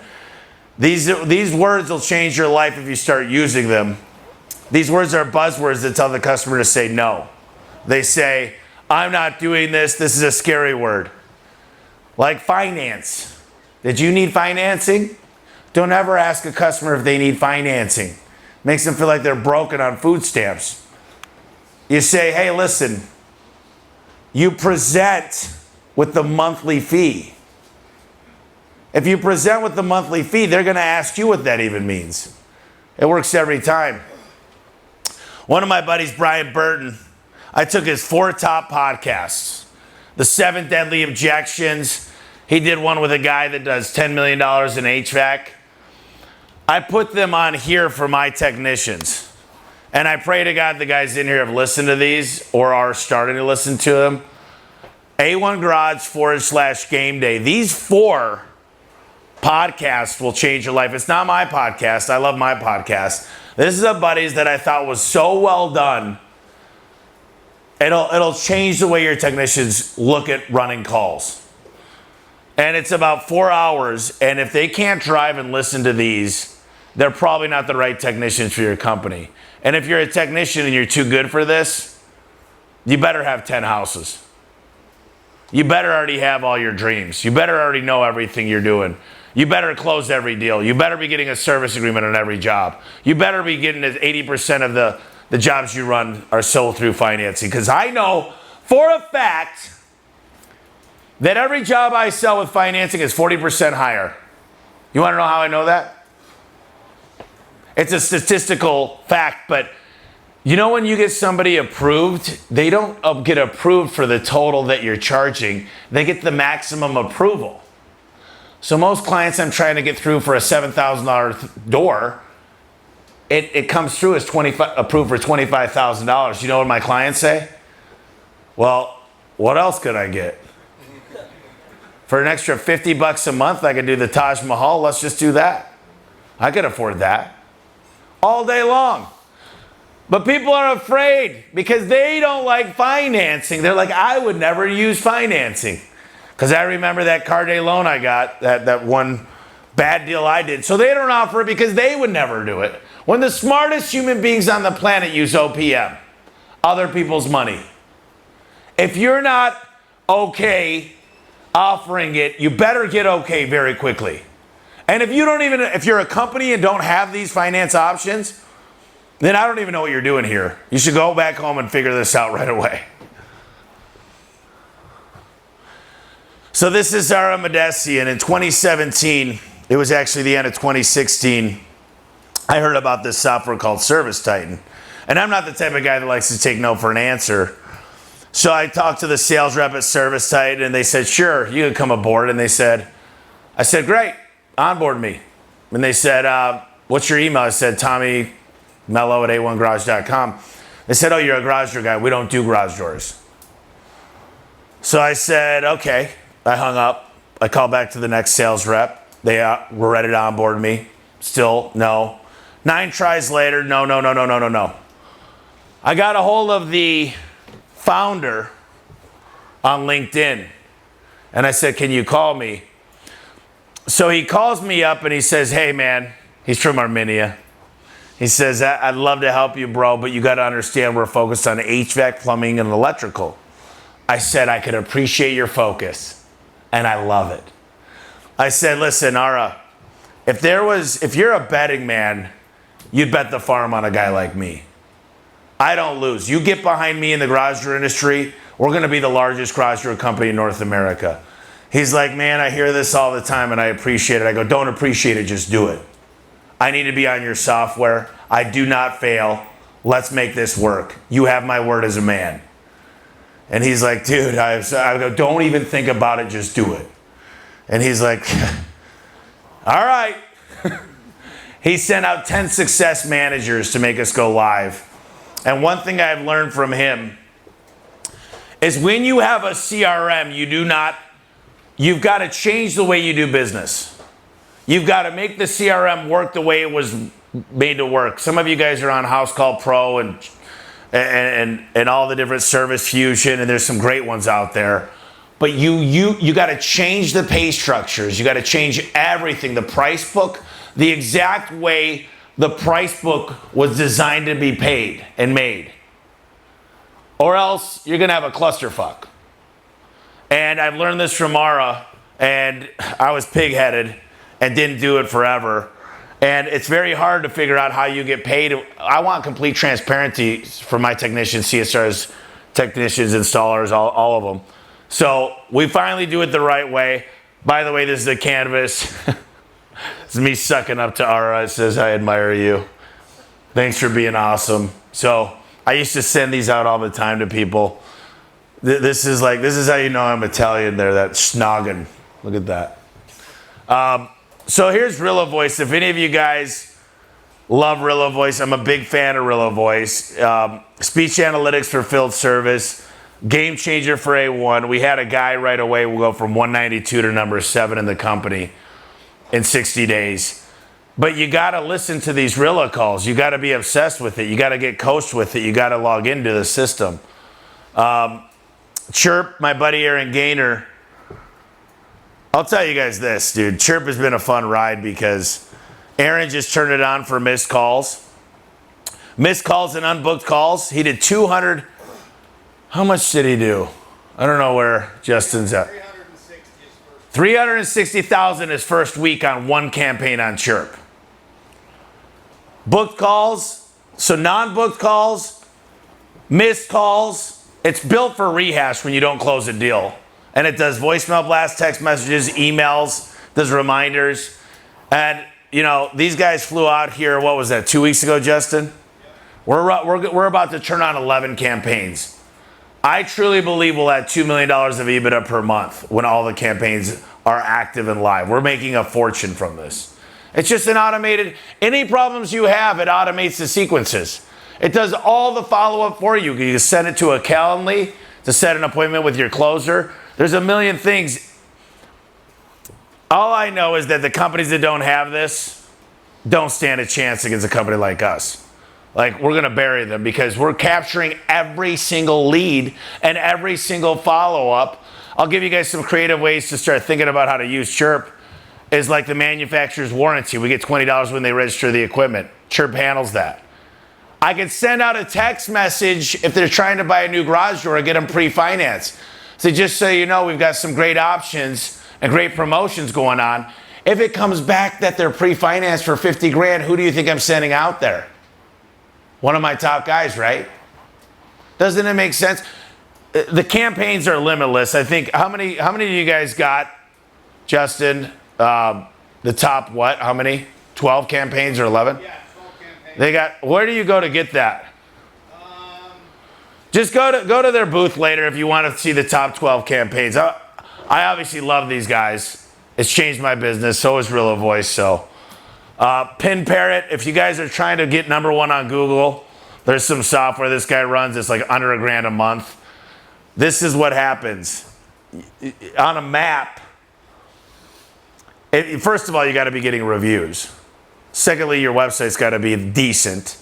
But when you take pictures in your CRM, Pin Parrot takes the pictures and posts it onto your Google page and makes you rank number 1. And it expands the area. So when you rank number 1 on the GMB on Google, you're winning big. These are just some little things that we've done that, like, you know, I love Ray Kroc because he said when your enemies are drowning, stick a hose in their mouth. That's what I'm doing, is I'm sticking a lot of hoses out there for all my competitors. A lobster when left high and dry among the rock does not have sense enough to work his way back to the sea, but waits for the sea to come to him. If it does not come to him, he remains where he is and dies, although the slightest effort would enable him to reach the waves, which are perhaps within a yard of him. The world is full of human lobsters. People stranded on rocks of indecision and procrastination who, instead of putting forth their own energies, are waiting for some grand billow of fortune to set them afloat. I love this quote because so many people I meet, man, you guys are here for a reason. You guys are the elite. So many people are just waiting for their chance. I was in Florida, and we were going from Tampa to Orlando, and we went into this very bad area of Florida. And the lottery had hit like $300 million. And all these people were in line to buy tickets, waiting for their chance. And I'm like, it's right here. All you got to do is go to work and want more and put forth your best effort and continue to educate and try harder and look in the mirror every day and say, am I the best version? Man, I know this life's going to go by quick, man. I woke up, I was 30. I woke up the other day, I'm 41. I'm going, man, time is flying too fast. But I'm making the most out of it, man. These are fun tickets. My good buddy John Rulin just died. 46, 4 girls under 15 years old. Was healthy as can be. He didn't know he was going to get taken. That guy lived his best life every day. And I'm telling you guys, listen, if you're not living your best, trying your hardest, You're waiting for life to just fly by. You're going to wake up and go, man, I just wish I listened that day. That day in August in 2024 when Andy and Tommy told us that we just need to go a little bit above and beyond and start looking in the mirror and trying harder. Because I didn't know that I was the problem. I didn't understand that it was me the whole time. When I really came to terms with it was my fault the whole time, everything started to change. And it will for you too. I promise you guys that. This is me pushing my belly out a little bit after Thanksgiving, but this is going here from, let's see here. I went from 27% body fat to 23% to 15% to 12. I'll be 9 by my event, September 25th, the Freedom event. I'll be 9%. And I don't really care. I'm just saying I was ready. I was done. Every sign I looked at said, dude, you're better than this. And Bree, back there, she lost 40 pounds. 40 pounds. And I'll tell you the secret sauce is we decided we were going to do it together. And if you got someone you're close with that you're married to or you're in a relationship with and they don't want to do it with you, you know, that's tough. When you got shit in the house. I understand having kids, you might need some fruit roll-ups in the house. Just don't go in that drawer. But, you know, the first thing we did, alcohol is not hard for us. The alcohol, we still got booze in every corner. That was not a hard deal. We had to get rid of the chips and the popcorn and the crap we had, and we just dumped it. We got rid of all of it. And there's no temptation. We kind of set ourselves up to succeed. And she's got a trainer, a different trainer. And I'll tell you what, people look at Bree, she looks at herself now with respect. I mean, it feels good. She's always like, look at these, I finally have muscles. And I'm like, I know. I walk out of the shower like King Kong. But I'm enjoying this journey, and I just feel like we're just getting started. But make sure you've got people to help you take the journey. It'd be so hard if Bree wasn't doing this with me. I didn't have friends. I'm a competitor. I got a lot of bets going on. A lot of people said, there's no fucking way you're going to get under 10%. I'm like, dude, literally hold my beer because I'm not going to drink it. So, you know, I'm going after it every day. We just did a fun thing with all the new trainee guys. We got the sauna, the ice plunge, the cold plunge, whatever. Like, we're breaking. I want to do so much more for the guys that work with us and the gals that work for us. When I say guys, I mean plural, guys and gals. Like, I just want to have fun. I want to enjoy the journey. I mean, everybody wants this destination, but the goalpost moves every time. I promise you guys, whatever your goals are that you wrote down, it's going to continue to move. So you got to enjoy the process. Because if you're just like, I'm just going to grind for 10 years and then finally I'm going to hit redemption. Dude, what if you're like my buddy John? He lived his best life, so it's not him, but man, he died at 46. I want to be able to say, I did the best I could, man. I went 110%. I changed lives. I showed up in a bigger way. I cared more. That's all I could do. I could say I cared for myself more in the beginning. I want to say I love me. I want to walk in a room and say, I love me. I'm okay. I did the best I could do. I'm never going to walk in a room again and say, I let the bad voice take over. I let the lazy voice, the undisciplined voice, the one that's not wanting more for my family. I'm sending my mom, my Uncle Dave, and my stepdad to Italy on an awesome trip. I just got my dad a sauna. These are material things, but they're making their life so much better. I can't wait to take my niece and nephews to Disney World. I can't wait to have kids. I'm just going to be an old-ass dad.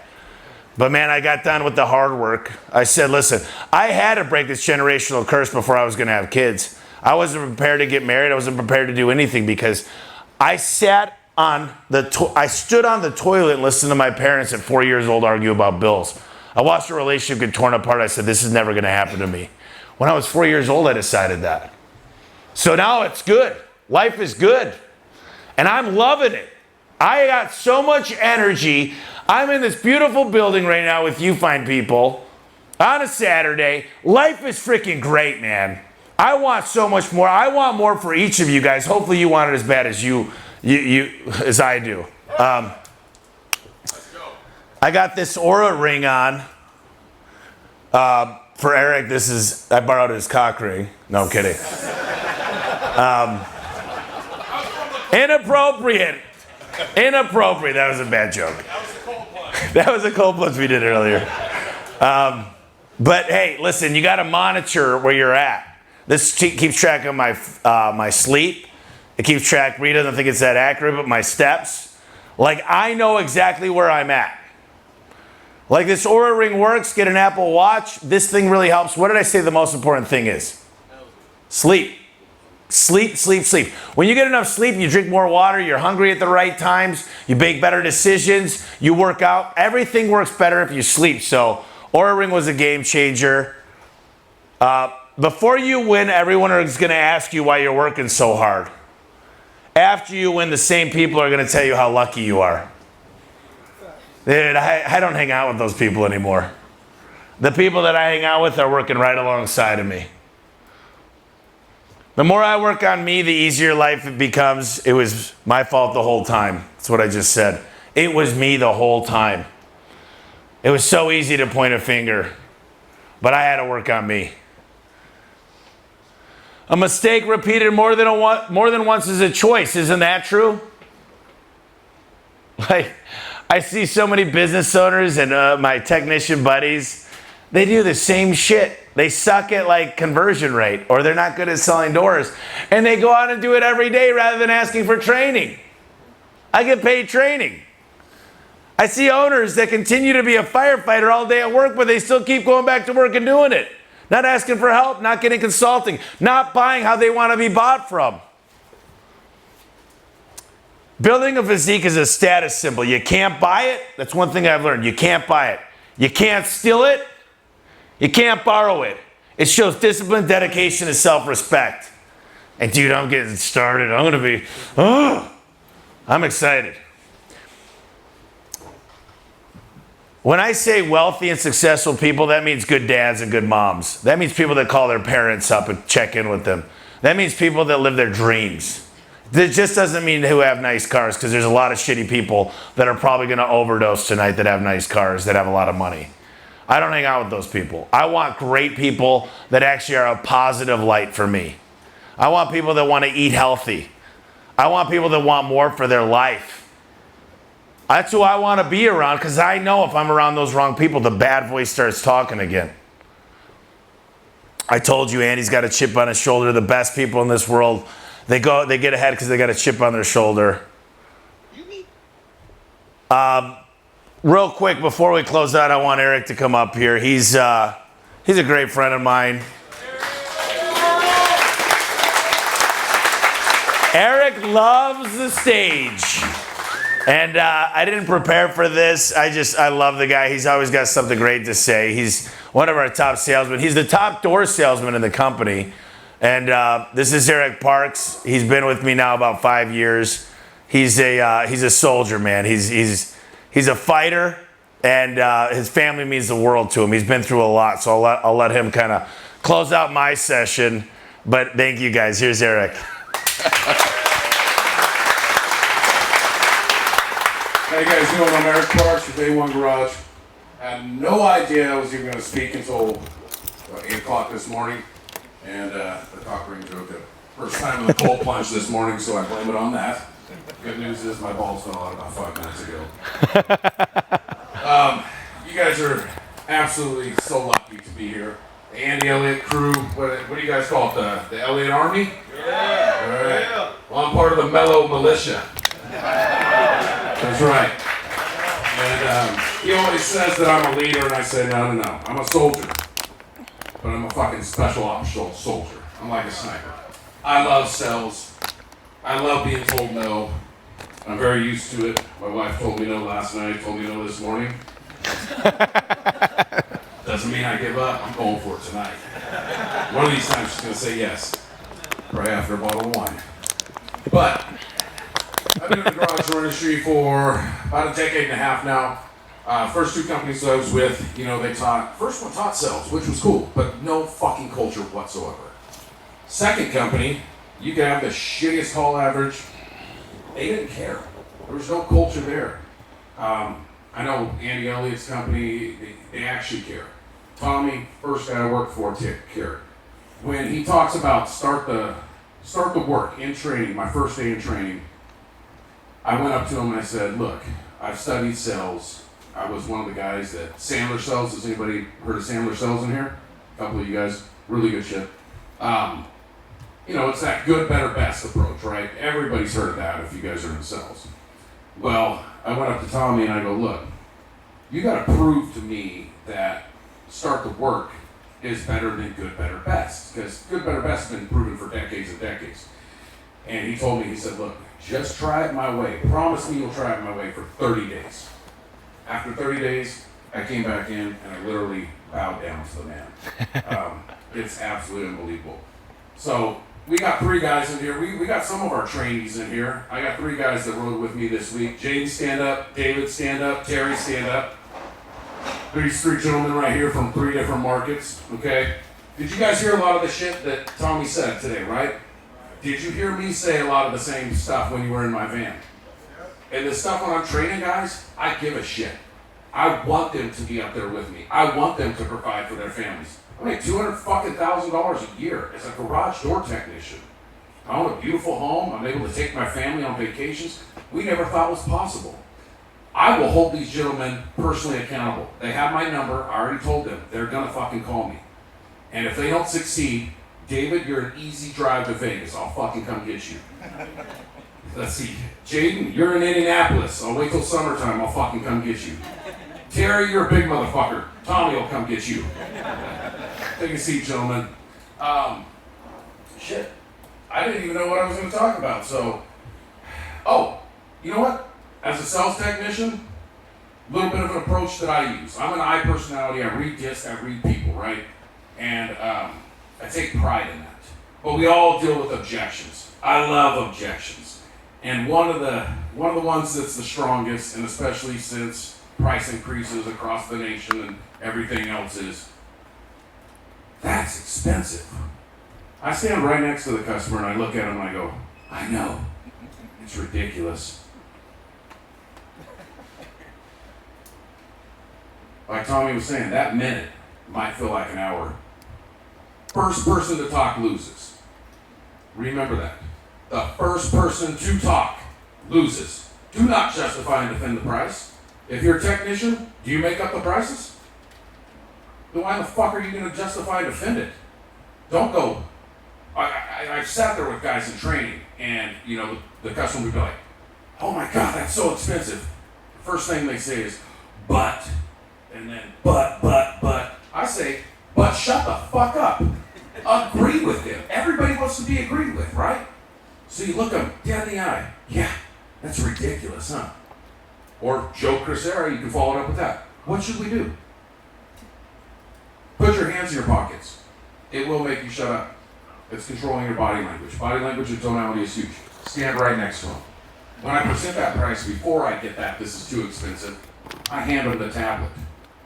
This first option, I like this because this, and this. But you told me you're going to live here for this long. This is what most of our customers go with. Keeping up with the Joneses. I like it. I get more excited. The further we go with the price increasing, the more excited I get about the product. They can feel my energy, you know.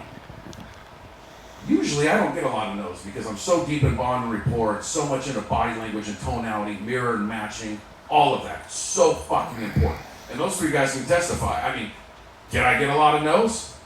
Well, actually, yesterday we had a guy, give me the fucking quote. Here, I just want to get the fucking quote. Da. He fucking pissed. First garage I got kicked out in a long time. Motherfucker called me 3 hours later and closed the cell. Still fucking closed it. You know, I love Tell them the 2 things. Number 1 is when you're driving through the neighborhood, how you're specking out all the houses. And number 2, you're heartfelt about your daughter. Oh yeah, I mean... if you don't mind, you don't have to tell that story. Oh, well, yeah, that was kind of personal. But You've said it before. yeah, I did that in a big one. But again, when I'm driving through a neighborhood, I look, you know, how many people are in the garage door industry here? Raise your hand. Okay, we got a few. But I look for the HOAs. I look for the type of doors that are. I want to know before I even get there what I'm dealing with, you know, what direction I'm going to lead that customer in. You know, if they're going to keep up with the Joneses or if we're just going for more installation value, whatever it may be. I go in that direction.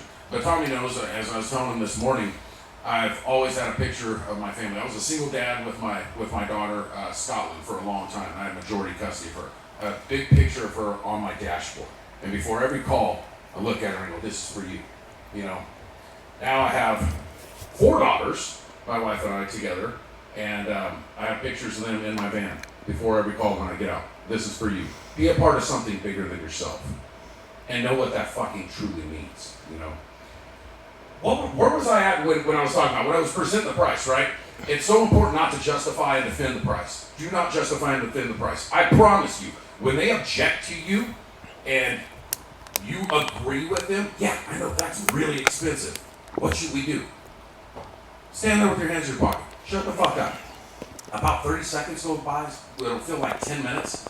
They'll look at you and go, just like you said, I gotta get it done. Go ahead and do it. That's what happens most of the time. When I get the second objection, I'm gonna do a pattern interrupt. But it's gonna relate to the story, relate to the prices and everything else. One that I love to use is, you know, okay, we're there, they object to the price, I agree with them, it's too expensive, I just can't do it. You know, and I go, you know, you're right. Everything is too expensive. My wife does not do the grocery shopping. I do the grocery shopping. She hasn't been in 4 years. This is a true story. Back in April, she went with me for the first time. My wife is a Girl Scout troop leader, preschool teacher, mind your P's and Q's, half Native American, so she drinks, she gets crazy as fuck, arrows start flying through the house. That's another story. But, so, we're checking out, right, and we have a grocery cart full of groceries because we got 4 daughters. Pray for me. And lady gets done checking everything out. She looks at us and she goes, that'll be $3.96. My wife looks up and she goes, what the fuck? And it covers her mouth because she thinks there's going to be students or parents in line and this and that. And the cashier's laughing and looks at her and says, yeah, I haven't been to the grocery store in a while. While I'm doing that, I'm relating to that customer, right? And I'm telling that whole story. And that whole story actually takes a lot longer because I get really involved in it. And I show a lot of emotion and a lot of body language. And they're sitting there just like you, shaking your head. Yeah, it's fucking ridiculous. Go buy a ribeye at the store. $40 for a bone-in ribeye? Like, get the fuck out of here. But you know what? I still buy it because I fucking like this guy likes ribeyes, obviously. Yeah. But so that's a big part of it. When I get done with that, they're like, you know what? Let's just go with that one. You got to dig into sales. You got to love it. I love the challenge. I absolutely enjoy it. And shit. I guess that's pretty much. Yeah. You got anything else for me? No, dude, I love you. You're amazing. Give him for Eric. You know, these guys, I do anything for them. I take a bullet, at least a BB gun to the side of the arm. But I really do. We build relationships, and you know, these guys are more than welcome to my house. I'm never embarrassed to have them over. It was his first day cold plunging. It was freaking amazing. I got a cold plunge, you got a sauna. Like, a lot of people are like, man, you can't have people over to your house. Bree's not a big fan of it. She likes her privacy. I don't want my guys going through her underwear drawer, but I love sharing because, quite frankly, these guys, they provided for me the ability to get the house. So they should share in the stuff we do. They are like family. But I started thinking about this last week. You know, I'm an employee now to the PE company. I can't get fired very easily. I still own a large section of the company. But I'm a coach now, right? It's like somebody owns the team, and I'm the coach. And the coach could get fired. And I started thinking about it, and if players don't come to practice, you know, it's okay to drop a football every now and then or miss a block. But when their heart's not in it and they stop showing up or stop going to practice, as much as we're a family, I've had to fire my best friend from this company. I've had to push my stepdad into retirement from the company. And I love him, man. He just, I think the anxiety was getting to be too much for him. But I've had to make hard decisions, and I just hope, you know, you guys understand that if you run it like a team, you got to show up to practice. You got to give it your all. You know, you gotta play as hard as you freaking can, even if you're second string, and be prepared. And that's the way you should run your business. You should really think about a way to make sure everyone's winning And in the book Elevate, I said, start with your dreams. And let's reverse engineer your dreams. Because if I can improve with you your conversion rate, get your average ticket up, and you're getting reviews, there's nothing you can do. We're going to hit your goals quicker, your dreams. And you know, a lot of us haven't dreamt big enough, or we stopped dreaming a long time ago. Life hit us really hard, man. We had a kid unexpectedly. We jumped into a marriage. Maybe it's a great marriage. You know, mom might be sick. There's stuff happening all the time, but you just got to decide that it's time. And if it's your time, then come with me on this journey, because I love what I do, man. If you watch me over the next few years, I'm doing nothing. I'm on a, you know, the hockey stick goes like this. I'm going like this. I'm skipping ahead. I'm just leapfrogging from here on out. I'm all in. There's nothing. I'm relentless. You're going to have to kill me to stop me. I mean, there's no end in sight for the places I'm going. And it's not only about money. If it was about money, I'd be out of the game a long time ago, because I've done well. And the money's working harder than I ever could. But for me, it's about taking people with me. And I want to affect as many people. I want when my day comes and Jesus takes me, I hope that everyone goes to my funeral and it's outside. Everyone's wearing white, not black. And it's a true celebration. And they said, my life was better because he was part of it. That's all I want.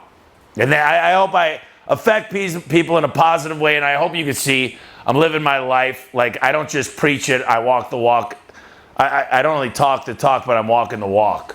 I plan on being a mentor for a lot of people. And I got to elevate my life and continue to search to become the best version of myself. And I don't know where I'm going. It's not perfect. This guy walks up to me yesterday. I'm in Nashville, and he goes, you know, God's got a bigger plan for you. And my dad was telling me that. And I don't know. I don't think I'll be on the church floor anytime soon talking in scriptures. I might be talking in tongues. Hallelujah.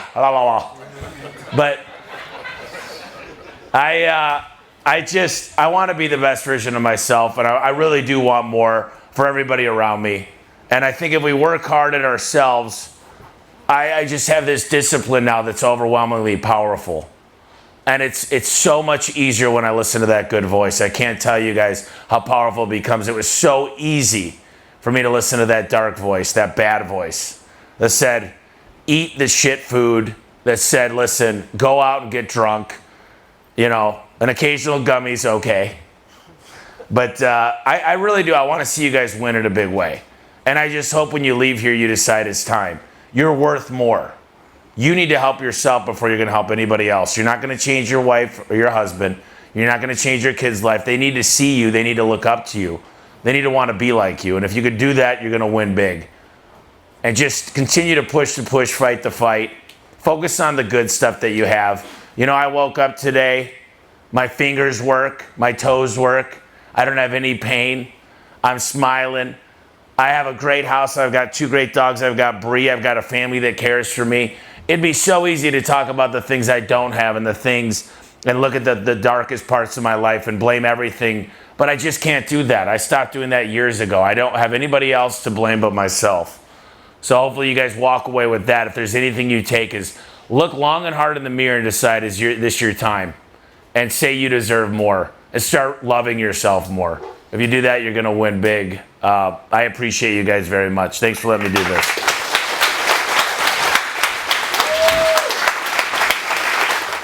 Hey guys, if you're looking to get close to the Elliott Group and get in proximity of greatness so you can level up in your life, just go on ahead and text us events. Ian, what do they got to do? Text 480-780-2203. We have them every month. Business boot camps, sales boot camps, mindset boot camps, fitness boot camps. Text me live events and we'll send you over the details. Let's go. Let's go. Come on.